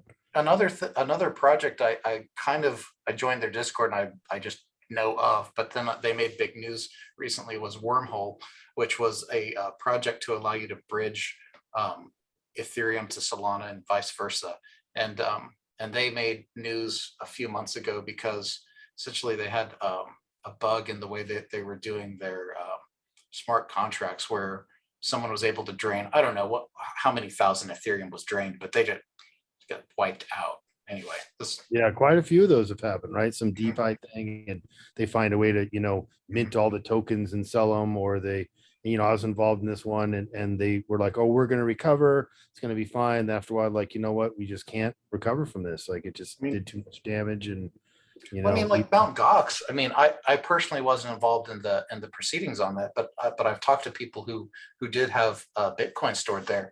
I mean, we're going on, this is 2022, and I talked to someone I think last year, and he was still saying that he still occasionally gets emails from like a legal firm or something. They're still trying to do something. I don't know, man. yeah, and Cryptopia's too. Some legal firm is handling their leftovers, and I mean, so I think from Cryptsy, I got $300. Got a check for $300. And then for the Mount Gox one, I think I'm probably never going to get my 0.08 Bitcoin back, is what I think I had on there when it went down. And then, you know, with Cryptopia, I managed to withdraw just about everything. But even Cryptsy, I had like a whole Bitcoin on there. You know, Oh wow. and that was like one of the first times back then when I actually had like a whole Bitcoin. You know, Yeah. like most of it was split up in all these stupid altcoins, which all turned out to be valueless or whatever. You know, Yeah. but like Dogecoin Dark, at one time I had like 6 million of those. Oh yeah. Giving them away in IRC, like raining it down on people and whatever. And they had a radio show, and I would go on that radio show and we'd talk about crypto. We had the Monero founders on there, and I remember the host saying, so Monero is 36 cents right now, 36 cents. Like, what do you think is going to happen? You guys are like, well, we don't know. It could go up, you know, it could go down. We don't, you know. And then, you know, with that Dogecoin Dark, it's like by the time it turned into Verge, I think I still had like 1 million or something. But I was like, man, I had 6 million of those. It would have been like $1 million. Jeez. Yeah, something like that, just right there. And I Man. remember talking to the dev of that. He's like, yeah, that would have been cool, wouldn't it? You know, Yeah, that would have been cool. much better than selling each of them for 5 Satoshi or whatever it was, you know. So, You know, I hey, have to admit, win a few, lose a few. So. yeah. Hey, I've got my big L's too, man. But you know, one of the things I thought was remarkable about that Verge thing is that's one of my most vivid memories of like that whole altcoin hype pump and dump cycle, where they had like McAfee got on board, and they tried to hype up the after they renamed it, they had that big their huge like earth-shattering announcement was that they after they hyped it for months and months was Pornhub. yeah, Pornhub was like yeah, because it was like, we're partnering with a major company and it's going to be great, and it drove the price up, and then it was kind of like, and then like 2 weeks later, like Pornhub announces that they're accepting all these other coins too, so it wasn't even exclusive to them. So it's like, jeez. Yeah, but the big winner in that was the guy who made it, you know. So oh yeah, because he got people to send back their Verge to him to like fund his thing or whatever, and then he just sold it when it was at the top, you know. Super smart, but shitty, you know. So I mean, I believe in you know, what do you want to call it, karma, or you know, what comes around goes around. So if you do bad things to people, bad things will probably happen to you. If you try to help people, your whatever overall thing might be better. So it's like, just don't do things that you know are wrong. yeah, don't be a scumbag. Even if it benefits you in the short term, it's like, it's just not right, you know. Like, don't take advantage of things like that, you know. Yeah, interesting. Somebody accidentally sells you something for less than what it's supposed to be. If you Totally. have a way to make that right, then you should Exactly. make it right. You know, that guy didn't mean to sell his board ape for 0.12 Ethereum, you Yeah, know? I mean, like that vulnerability that came out with those listings, you are knowingly by doing that. If you don't buy it to take it off the market to give it back to them, it's terrible what that is. You know. Yeah, it's just wrong, you know, Yeah. and it's like you should try to do the right thing. And Mhm. that's, you know, to me, that's sort of like one of the philosophies, like unspoken philosophy behind crypto is like, don't do bad things. Remember when Google used to say, don't be evil, Yeah. and then they got rid of that because they're like, well, there's no way around this. You know? Yeah. Well, yeah, exactly. To me, that was one of the things that got me excited about crypto and is really it's a difference in philosophy, I think, where instead of it being like win lose, we really can have a win-win in the crypto ecosystem. You know, the more that and that's one of the reasons that NFTs are also really exciting for crypto is that to me NFTs have been the most explosive thing in driving adoption and usage in crypto that I've witnessed. That's what I realized last year is that this is like the catnip for normal people to actually get them to set up a wallet and to learn how to, you know, learn how to use crypto. So Yeah, and you know, get into it slowly, and you know, take it one step at a time. Don't go crazy. Do your yeah, research. totally. And then there's that term that's been floating around like wag me, and I guess it Yeah, means like, we're all gonna make it or yeah. something. Mhm, And I'm like, that's the kind of attitude you should. It's like, you mhm. know, not everybody's gonna get rich or whatever, but like a lot of people could do well if they, you know, plan it right and they're careful and they, you know, secure their stuff in something. Cause it's kind of like stocks, right? If you Yeah. just bought some stocks at the beginning and did absolutely nothing, even when 2008 came and wiped out all the gains, if you just sat there and left it and you had unrealized losses and you just waited, that stuff would have come back and one day Mhm. it'd be worth a lot more than it was before and you could have sold it and made a lot of money, you know. So Well, I mean, and to me, the other thing is that with these historic NFTs, it's not just about money. It's really, to me, it's really capturing these early moments in crypto history too. You know, again, like there's one of my favorite rare Pepes too is the Carlos Pepe, which is that it's they did a great job. Whoever the artist is, this Carlos Matos, the yeah, and it was from that when he was like, you know, yeah, what's up? exactly. It's a Yeah. great card. You know, And it, anyone who remembers that video is like, oh totally. man. And that guy was You like, my know. wife told me this isn't going to work. And my friends told me it's a scam. And then I come home and I drop like 20 grand of cash on the table. And I'm like, look at that. You know, it's real and whatnot. And that guy was all hyped up. And especially when you see like a big production, there's like a stage and all that. Oh yeah, Like, man, this is like that's. this is like an MLM from hell, I you mean, know? we both know because we were there, but I mean, that's one of my favorite memories of that whole altcoin boom cycle is watching that the day after or whatever, because that clip was going around, watching that and just the insanity of it, and that's right. That was like 2 weeks before it crashed or something. Yeah. Anyways, that was Hey, definitely a good hey, memory. hey, you know, what's up, what's up, what's up? Yeah, And exactly. the people need to realize that if there are ways to get rich quick, but most of them are going to lead to you being poor fast after that, you know, Yeah. because if it's ill-gotten gains, it's probably going to get figured out. Maybe it's not tomorrow. And even like the Silk Road guy, the dude does not deserve to be in jail for life, especially with all the like FBI agents and other stuff stealing all the crypto Oh and yeah, that's get out. And most of them got in trouble, but not that kind of trouble, you know. And well. I mean, he didn't even care about the money. He wasn't even yeah. doing it for the money, you know. The thing that I saw an interview with his mother years ago, and the depth and level of corruption that the government was engaged in all throughout that case is shocking. He should It's not be. pretty staggering, you know. Yeah, But I it's mean, almost like that's the reason why I did that. Is like, well, can't have this be a thing, so we're just going to make it go away. you You're know, the loser. You're the sacrificial lamb. You yeah, I know. mean, and if anyone is naive to think that we exist in truly a fair and just society, he's a great example. Like the the not only the how unjust the sentence is, but also the way in which the courts violated their own rules in order to it was it's a political prosecution. Yeah, it's like we have things about like, you know, wiretap laws and we Mhm. have a privacy things and whatever. So I'm like, well, we're just going to get the guy and we're just going to do whatever we need to do, even if Yeah. it requires entrapping him or something to, get the Faking guy. evidence, That's that. Yeah. Yeah. And it's like, it's not, how do you explain that one to the kids? It's like, you really just don't. So, Yeah. my advice is like, don't get in front of people in something that you want to be in trouble with or whatever, because if they want to come get you for it, they'll make it look like whatever it is, Yeah. just even as simple as like you selling Bitcoin to somebody else for Mhm. cash, you're an unlicensed money transmitter at that point, like. I mean, it's exactly. I mean, the thing is at this point, and Julian Assange is another great example, is if you make yourself a target, there are no rules, there are Yeah, no rules. they'll find a way. Like there's no, it's like they're not going to go by the way that it's supposed to be if they want to make an example out of you, Yeah. So, So, well, so we've been talking a little bit about the current and the past. So, you have a deep history in crypto and NFTs.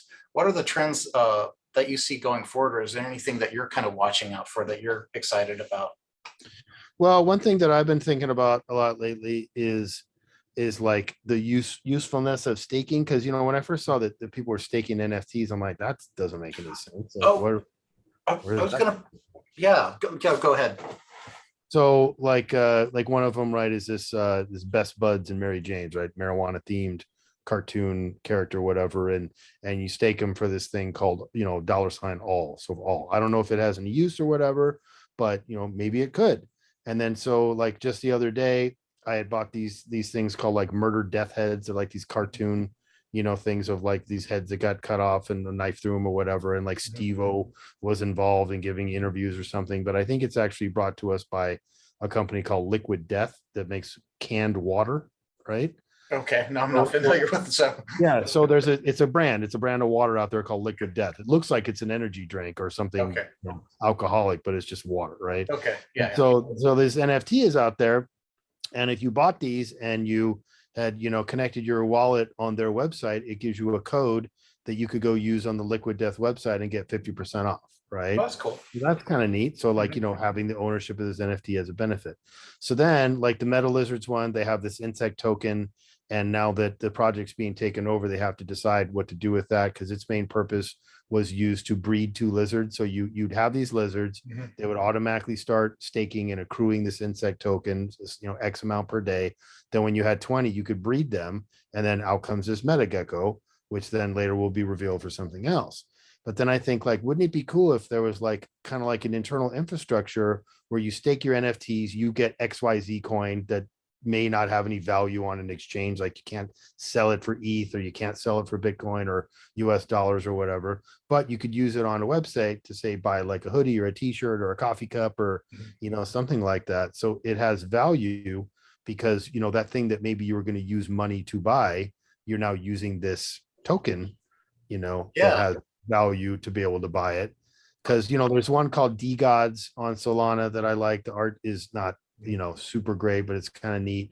But you stake those and you earn this thing called dust. And the dust right now sells for like $3 and $4 on their decentralized Solana exchange. So if you're getting 50 or 100 of those a day, that's not nothing, right? A couple $100 a day if you sold it. But if you kept it and you collected up 1,000 dust, you could take your D God and turn it into a dead God, which effectively burns the original NFT and issues another one that is the same thing except like a different form, right? And now this dead God, if you stake it, you get like 50 a day instead of getting 20 a day.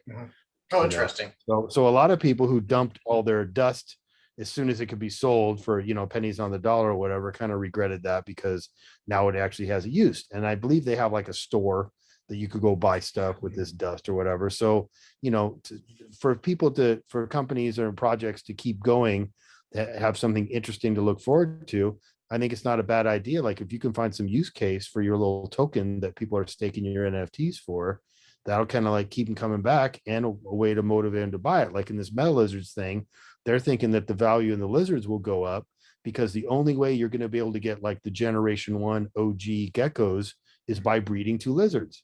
And the only way you can breed 2 lizards is you have to have them.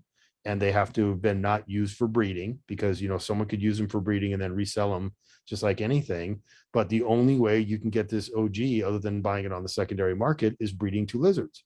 So if somebody wants to do that and that has perceptual value to them, then they need to go buy these lizards, right? In order to breed them. And maybe there'll be a future use to breed them in the future but it'll never be the generation 1 ones. They're kind of like the original rare Pepes versus the fake ones. Yeah. There was something I read an article someone was talking about recently that I think something I think we'll probably see play out in the future too, is especially with at least with the blue chip historicals like the Nakamoto and maybe FD card and some of these other high value ones, because I could definitely see and CryptoPunks, whatever, maybe Bored Ape, all these. But I could see a system where you could potentially deposit your high value NFT into a smart contract and be able to borrow against that potentially. Oh, that's already happening. Yeah. Okay. So there was actually a story. I watched another video from another NFT guy, and he was talking about there's a guy who had like 104 punks and was about to auction them off at an auction house or whatever, and he pulled them at the last minute. Then he ended up basically taking a loan out against them because they have this perceived value. So you can, do what you're saying is like you deposit it somewhere and you take out a loan based against that value of that crypto, which, for Bitcoin and stuff, I could understand. NFTs, that's a tough one because, who's deciding that? The market, the last sale, what's the value? Well, the other thing that's interesting too is like I was already aware of a platform called, I think it's NTFX or something like that you could, where it's basically like a market where you can take out loans. But I think they're like the idea that I was reading this article, I can't remember the specifics, but the idea being that potentially you'd be able to deposit and take out a loan at a lower, let's say at like 1 or 2% interest or 3% interest. And if you're savvy with DeFi, you could potentially take those stable coins and farm them and make like 6%. And so you essentially would have a way of, in a roundabout way of getting a dividend or getting some revenue off of your high value NFTs, which I thought was an interesting concept. It is, and there are some of these things that stake at like ridiculous APRs, like Cake token and some of these other ones that had like 800% APR or 89%, something like that. But I don't know, man. I like all of that. A lot of that stuff. It sets off my alarm bells from all my altcoin days, and I just I'm super cautious about that kind of stuff. Because I know like for like staking these Solana things, from me looking at it from a technical aspect, it looks like you're sending your NFT somewhere. Right, that it's being held while it's being staked to maybe effectively another wallet or something, and then when you want to unstake it, it sends it back. But if that mechanism isn't there, like the staking website is gone, they're not in your wallet. Exactly. I mean, that's the other thing. I was like, however, like who that owns a Nakamoto Pepe is going to be willing to deposit that into a smart contract. The risk for that is, again, non-zero. So because at least with the emblem vaults on OpenSea, you're basically having it sent to another Bitcoin address, which effectively you do have control over, but you don't, because until you crack the vault, you don't get the private key. But at least you can see where it is and you have some semblance of an idea that you have control over it, because otherwise there has to be like a third-party escrow. I mean, that's like, if someone's going to do a big trade for something, you would involve like a trusted third-party person to do escrow, and they go, okay, well, you have this and you have the money, and then once it's complete, the exchange is done. But all that third party could just be like, screw both of you guys and keep both of them. Yeah, that's true. In the case, like one of the first ones that was doing loans was a thing called Salt, right? And it was an Ethereum token, and they promised that the value of Salt would never go below $20 or something, which is absolutely a terrible thing ever to suggest for anything. But it's basically like, and I think they're still operating, and they do crypto-based loans. I don't know if it was ever legal here or whatever, but the idea was, you put up your Bitcoin and you take out a loan against it, and if Bitcoin goes up, great. If it doesn't, then you need to come up with the difference there, or you're going to get liquidated. And basically your stuff is gone at that point, because now the value is lower than the money you had. So it's like you have the money, but then the crypto is gone. which, seems like kind of a good idea, bad idea, but I think there's definitely future in that, where people taking out loans. Like I think even Coinbase does it now, where you can take out loans against crypto. Oh, cool. So from a tax aspect, it's actually a great idea, as long as you're under the assumption that these things will hold their value or continue to increase in value, that you could take out $100,000 against crypto that you have, not sell it. A loan is not taxable income. Exactly. That's what all the rich people are doing, like Elon income. Musk, where they just take out margin loans against their stock portfolio, so they don't. Yeah, exactly. So it's like, that's a clever way to do it. So, it's like, if I, had a lot of money, I probably would look into ways of, setting up a company to handle something, or like, take loans against something, instead of merely just selling some Bitcoin and taking the money and sending it to the bank, because you need it or whatnot. But I'm always of the thing of like, and I'm sure it's, done me in, but like, take profits, like if something has gone up that you've held for a while, sell some of it. Like I know my non-crypto friend told me about Safe Moon, and I was I already scared just from the name. Yeah, exactly. I looked into it. I'm like, oh, I get it. Okay. All right. I see. Like this could do well for some people, but some people are probably going to get burned. And, I told him, like, when it had gone up a little bit, I'm like, how much you put it? He's like, I don't know, $350. I'm like, sell $350 worth now. At least get out your initial investment. And that way, if it goes and it goes to the moon, great. If it takes a shit, then you're good. You got your money. And then there was another one, was like Shiba Inu. Yeah. In August of 2020 or whatever it was, if you'd put in $1,000, you would have had $1 billion when it was at its high point. Or maybe you couldn't have cashed that in without taking the market or whatever. But I mean, but on paper, that's what you're actually. But you at least would have probably had a few $100,000 you could have got out for $1,000. If you'd, but for someone to take $1,000 and to put it into something unknown like that, again, that's something that I had seen a couple of those, like Doge, and I had heard about Shiba Inu. But the other thing is, I'm just so risk adverse that I know it's scammy. I mean, I could probably get in and ride it for a bit, but I don't know, man. I'm very risk averse. Yeah, then I would end up doing the same thing, where I'd be like, okay, well, it's made the money or whatnot. Like there was this one that was like Cherry Network or something, and I bought a few of those, and when it went up, I'm like, well, I'm at least gonna take out the money that I put in, and some of these like free airdrops. There was like a rare one, and there was like the looks rare exchange came out, and basically if you had done X amount of business, they give you this many tokens. And I'm like, well, I'm going to sell some. Then it went up, and it went up to $4, went up to $7 or something like that. And then, it ended up going back down, but at least during that time I was able to, I mean, it's free, right? So it's free money, but still, if you're going to sit there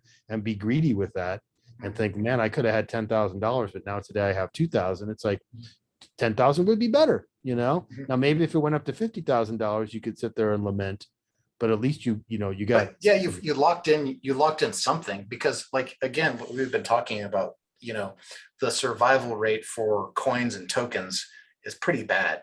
So, taking your risk off the table at least is, a smart move.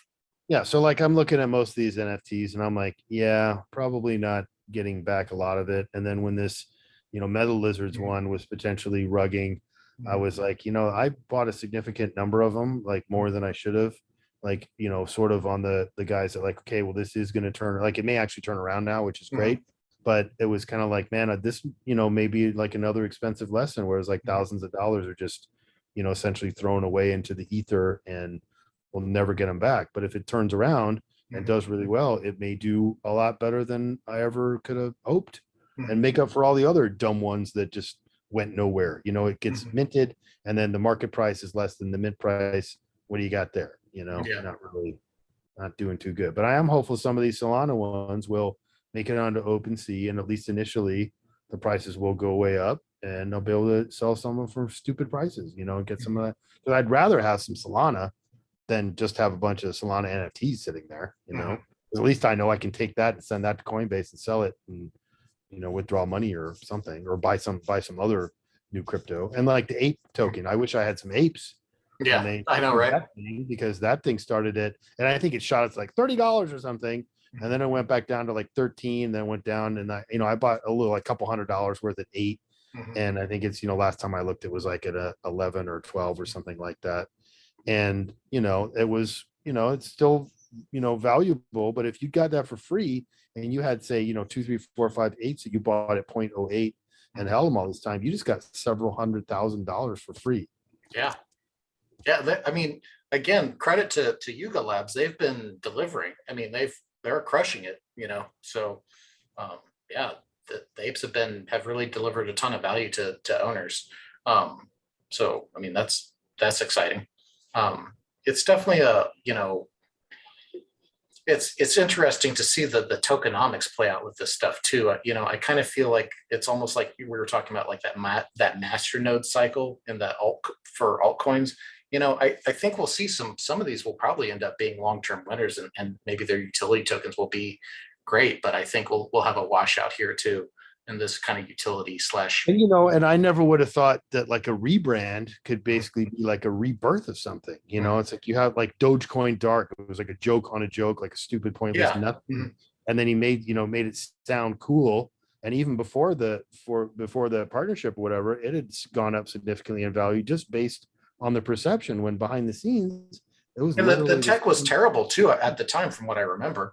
Yeah, it was just basic, Bitcoin wallet or whatever. Then he started making cooler and newer and different wallets or whatever, some of which worked. And then that got like hacked, because then the problem with the altcoins was a 51% attack. Yeah. Like if somebody can actually take, and it wasn't hard to do, and a bunch of coins that were on Bittrex and whatever all got taken over. And, someone who isn't that hard, didn't take that much money for someone to rent enough hash power to where they could take it over. I mean, I don't understand how it works beyond being able to mine over the 51%. That, like, how do you roll back the blockchain, or how do you, manipulate transactions or something? But evidently there's a way to do it. And so, all of a sudden they could go and, deposit coins into an exchange that effectively didn't exist and sell them. And by the time the idea is, the idea is that you deposit coins on an exchange, and secretly you're mining a longer chain secretly. And then after your coins have verified and you've sold and you've withdrawn, then you have the secret longer chain that you release onto the network that is valid, and it is longer, so it gets accepted. And unless they have checkpointing or something in place, then therefore it reverts all of those other those other transactions didn't take place that were on that shorter chain. So right. It's like you basically went back in time, Yeah, exactly. I have the news on. It's muted right now, but there's the NBC guy, this headline that said like crypto universe, I don't know what they're talking about, but and I know when Bitcoin was going up, I'd hear like on the radio news or something, well, the price of Bitcoin has gone up to 51,000 today. And I'm like, that's funny, because for so long. Yeah. And poor crypto people, right? Most of the time you try to talk to your friends and family, they're like, it's a scam, it's a Ponzi, it's a this, it's a that, you're going to get burned and whatever. And then they're like, oh shit, your Bitcoin went up to 60 grand, huh? But then they're like, oh, your Bitcoin went down to 40, huh? Did you it's terrible. Yeah. Gonna get burnt. And it's like, like when I'm going to tell people the Rare Pepe story later, and they're going to be like, what the fuck? I'm like, exactly. Like, who would have thought? Like, there's probably a few people out there that bought a freaking car because they held on to Rare Pepe for a while, of all things. That thing, it's like, my woman or whatever, like, are you wasting your time making these stupid, drawings with Pepe thing and whatever? And it's like, hey, that's what bought you the house. So don't put it down too much, That's where your food comes from. She even gives me a hard time now, where it's like, you spend all your time in your office and you're doing all this stuff and whatever. I'm like, if I hadn't done this and I'm not doing this, like, we'd be in a much worse position overall. It's like, it could all go away tomorrow, but totally. It's here for today. And, definitely when that Rare Pepe thing was happening, I'm like, this is not going to last. I just know it. As much as sometimes when you're in the middle of something, you're like, this is going to go on forever, but it doesn't. So at least, my advice to people is like, try to get on things early, be careful with it, whatever, like, don't be stupid, but you have to be paying attention at the beginning to where you can maybe get in early enough to where if there is an increase. And some other people have good advice that they buy all these different coins and then they put up a bunch of sell orders like way higher than they think it is on an exchange.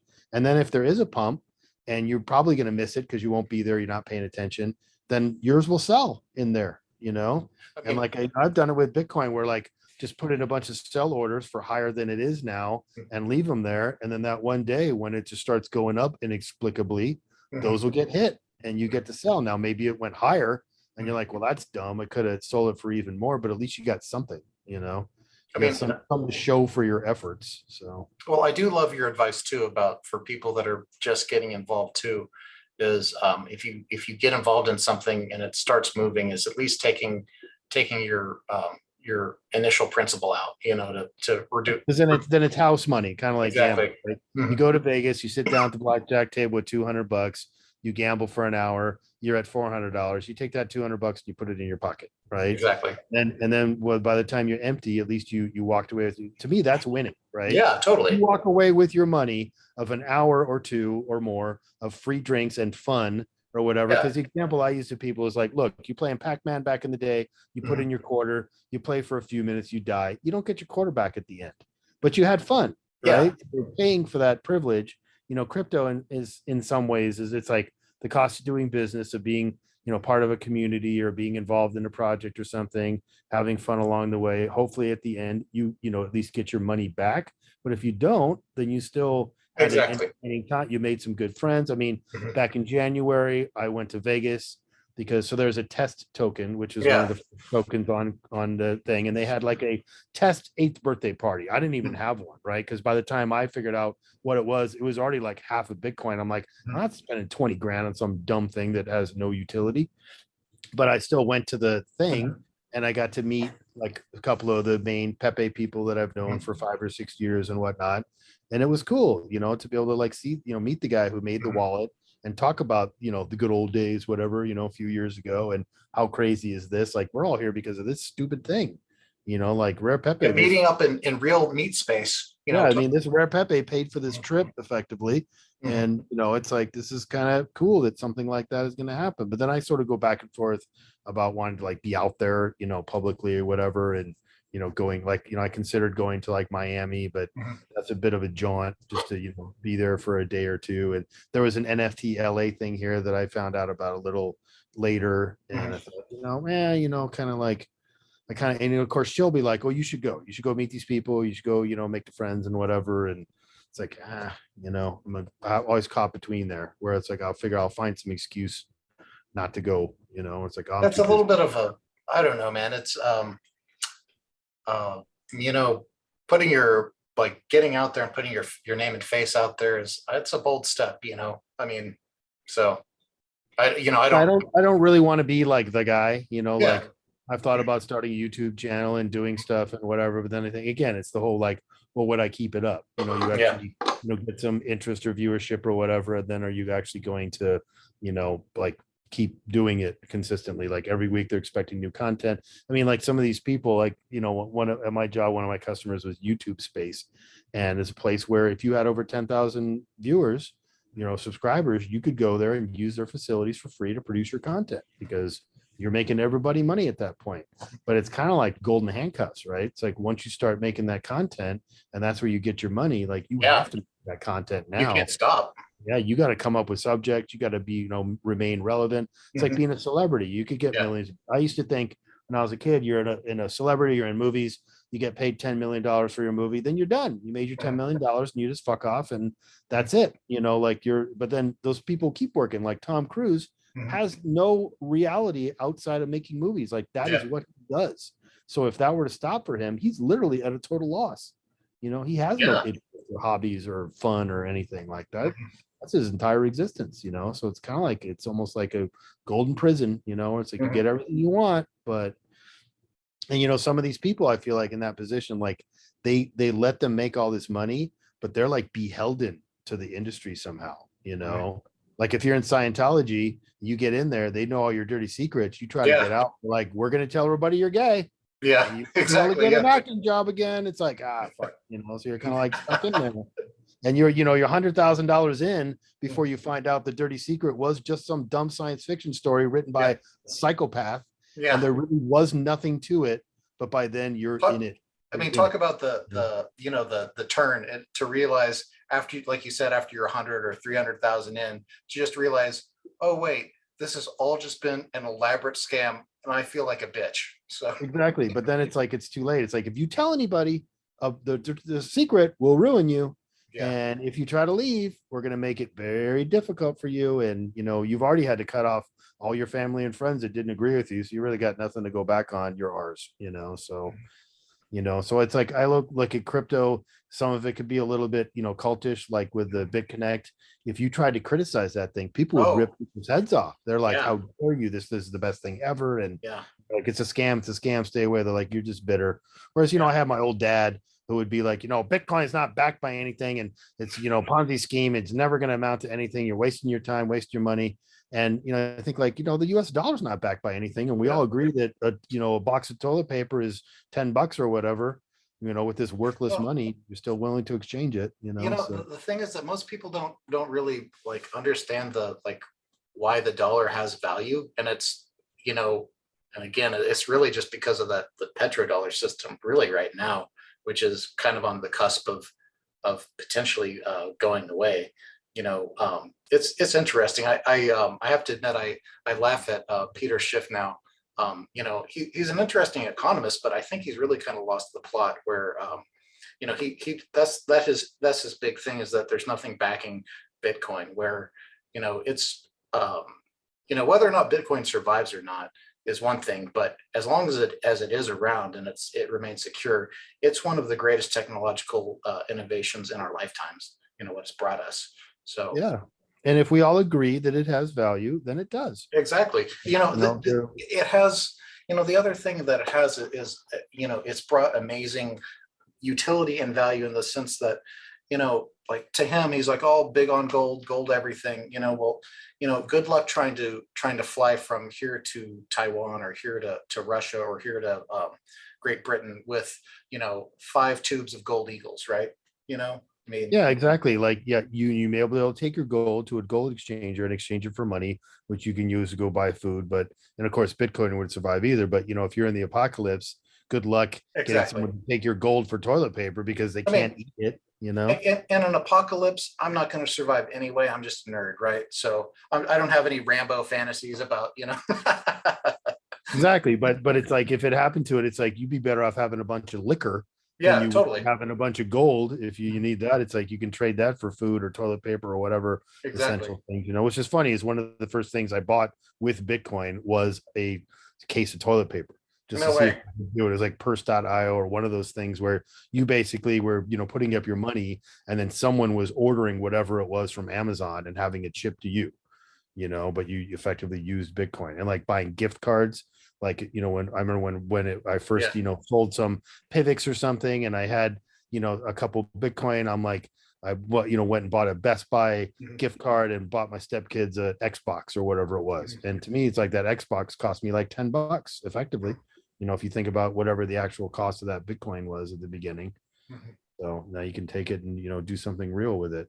And a lot of people think they're like, keeping their entire net worth in Bitcoin because they're like, I don't need anything else. And there's still not really great ways to pay all your bills without getting it back into the fiat world.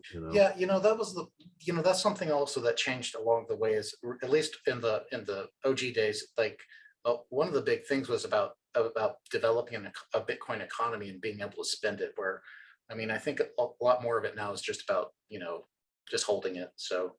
I guess the Lightning Network does make some of that a reality. I'm still not intimately familiar with it, but I know some of it because, like, I'm like, how are they using it in Ecuador or whatever country where they made Bitcoin a currency? And it's like they gave everybody Lightning wallets because otherwise it's impossible. I know one time I was in Vegas and there was a Bitcoin ATM, and I'm like, cool, I can sell some Bitcoin and get some cash and go use it to play around in Vegas. And it was like Bitcoin was like $900 or something at the time. And so like I'm on my Coinbase wallet, I scan the QR code and I'm waiting for confirmations. And then I remembered sometimes it takes like an hour to get that first confirmation, like that might not be a good idea. And luckily it worked out and it spit out, $900 bills. And I was like, sweet, And then one time, a long time ago, I went and actually bought some at a Bitcoin ATM. I found like this local, it was like a little photography store or something. And they had a Bitcoin ATM, and I took some money out of the bank and went over there with cash money and stuffed it in there and, sucked out part of the Bitcoin when it was much less. And I'm like, man, I wish I had done more of that. Yeah. But you never know. Again, it could all go to zero. It could go to exactly. Might not going to zero, but it could definitely. If you think about it, March 2020, Bitcoin was like $2,500 or something stupid. when I mean, everyone thought the world was ending, so they sold everything. yeah, I mean, that's the thing is that nothing is guaranteed here. And, the, like, especially now that we have, like, there's more institutional holders, those I think are probably more likely to be forced to panic dump than a lot of people that are ideological believers, right?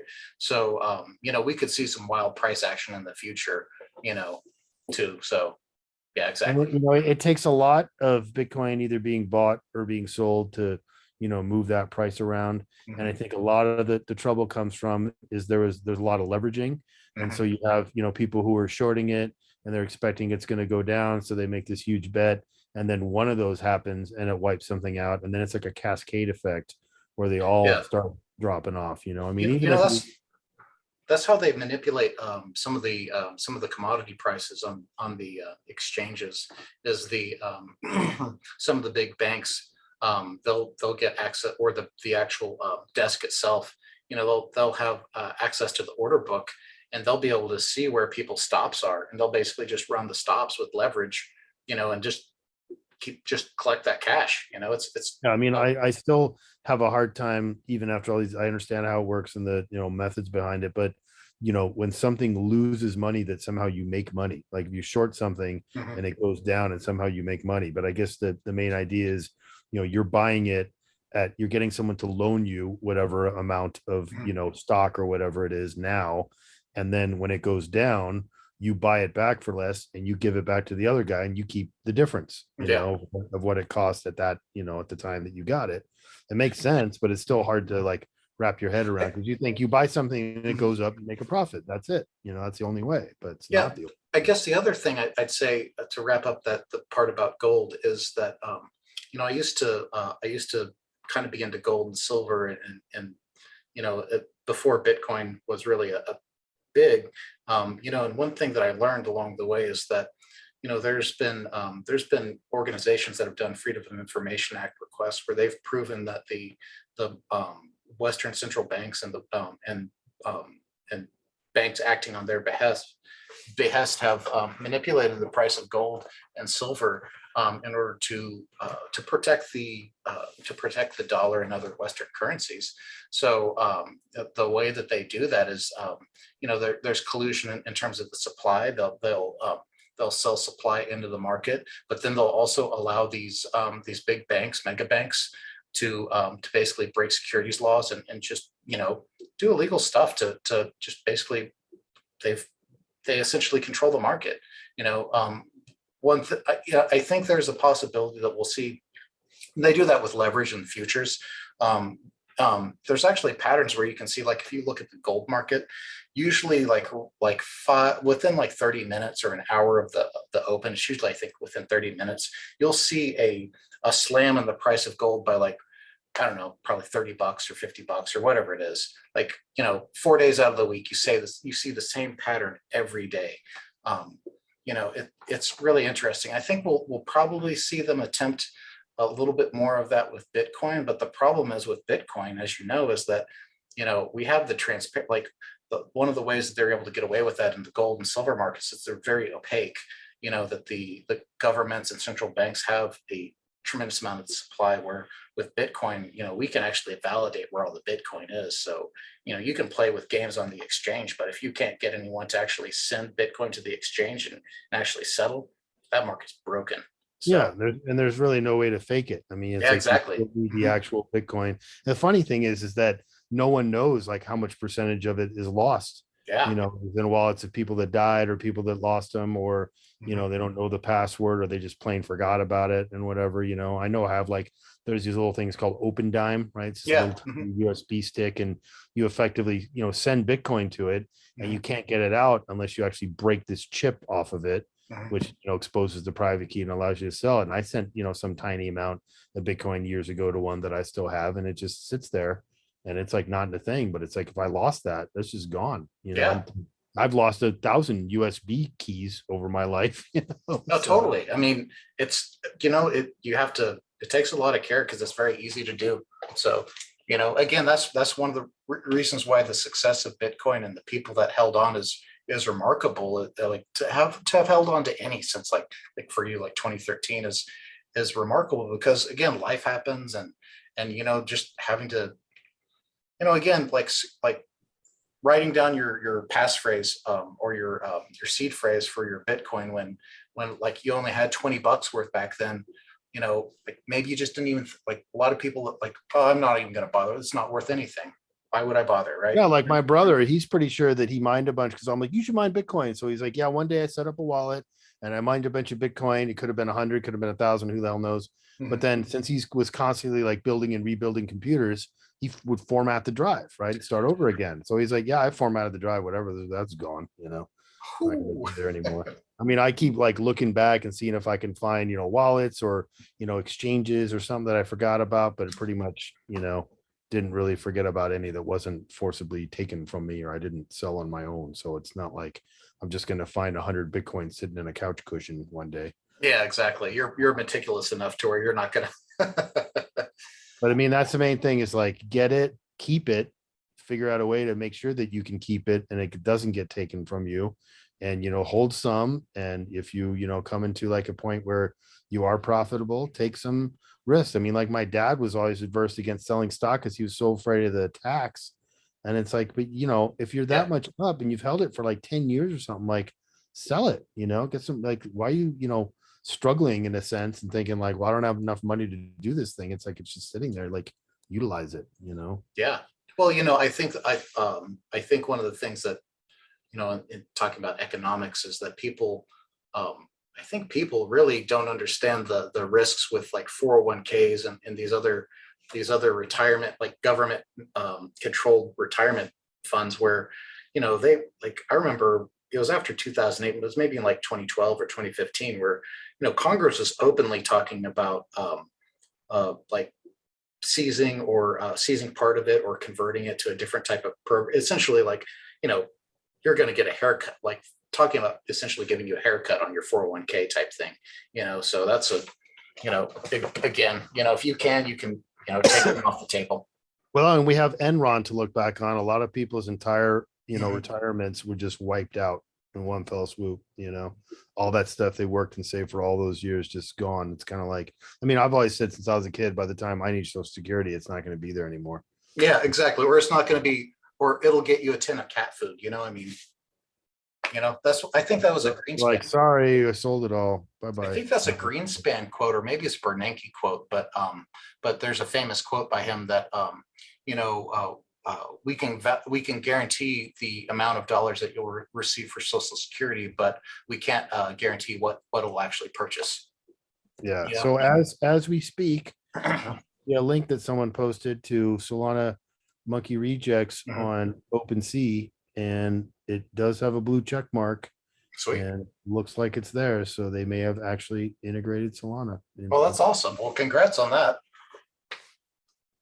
Yeah, I mean, that's a big step because opening up Solana is going to make NFTs more affordable for people.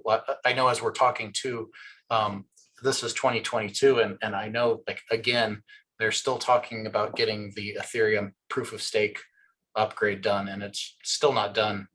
We're almost halfway through the year, so allowing Solana to be used it makes NFTs a lot more affordable for people. So, although I'm still a little skeptical because it says 6K items, owners, floor price, but it says volume traded 0. So all right, I am going to have to jump. I was about to wrap it up. So is there anything else you wanted to say, or you good? No, I think I'm good. It's a great conversation, and I think anyone who listens to it will have all kinds of information to digest. So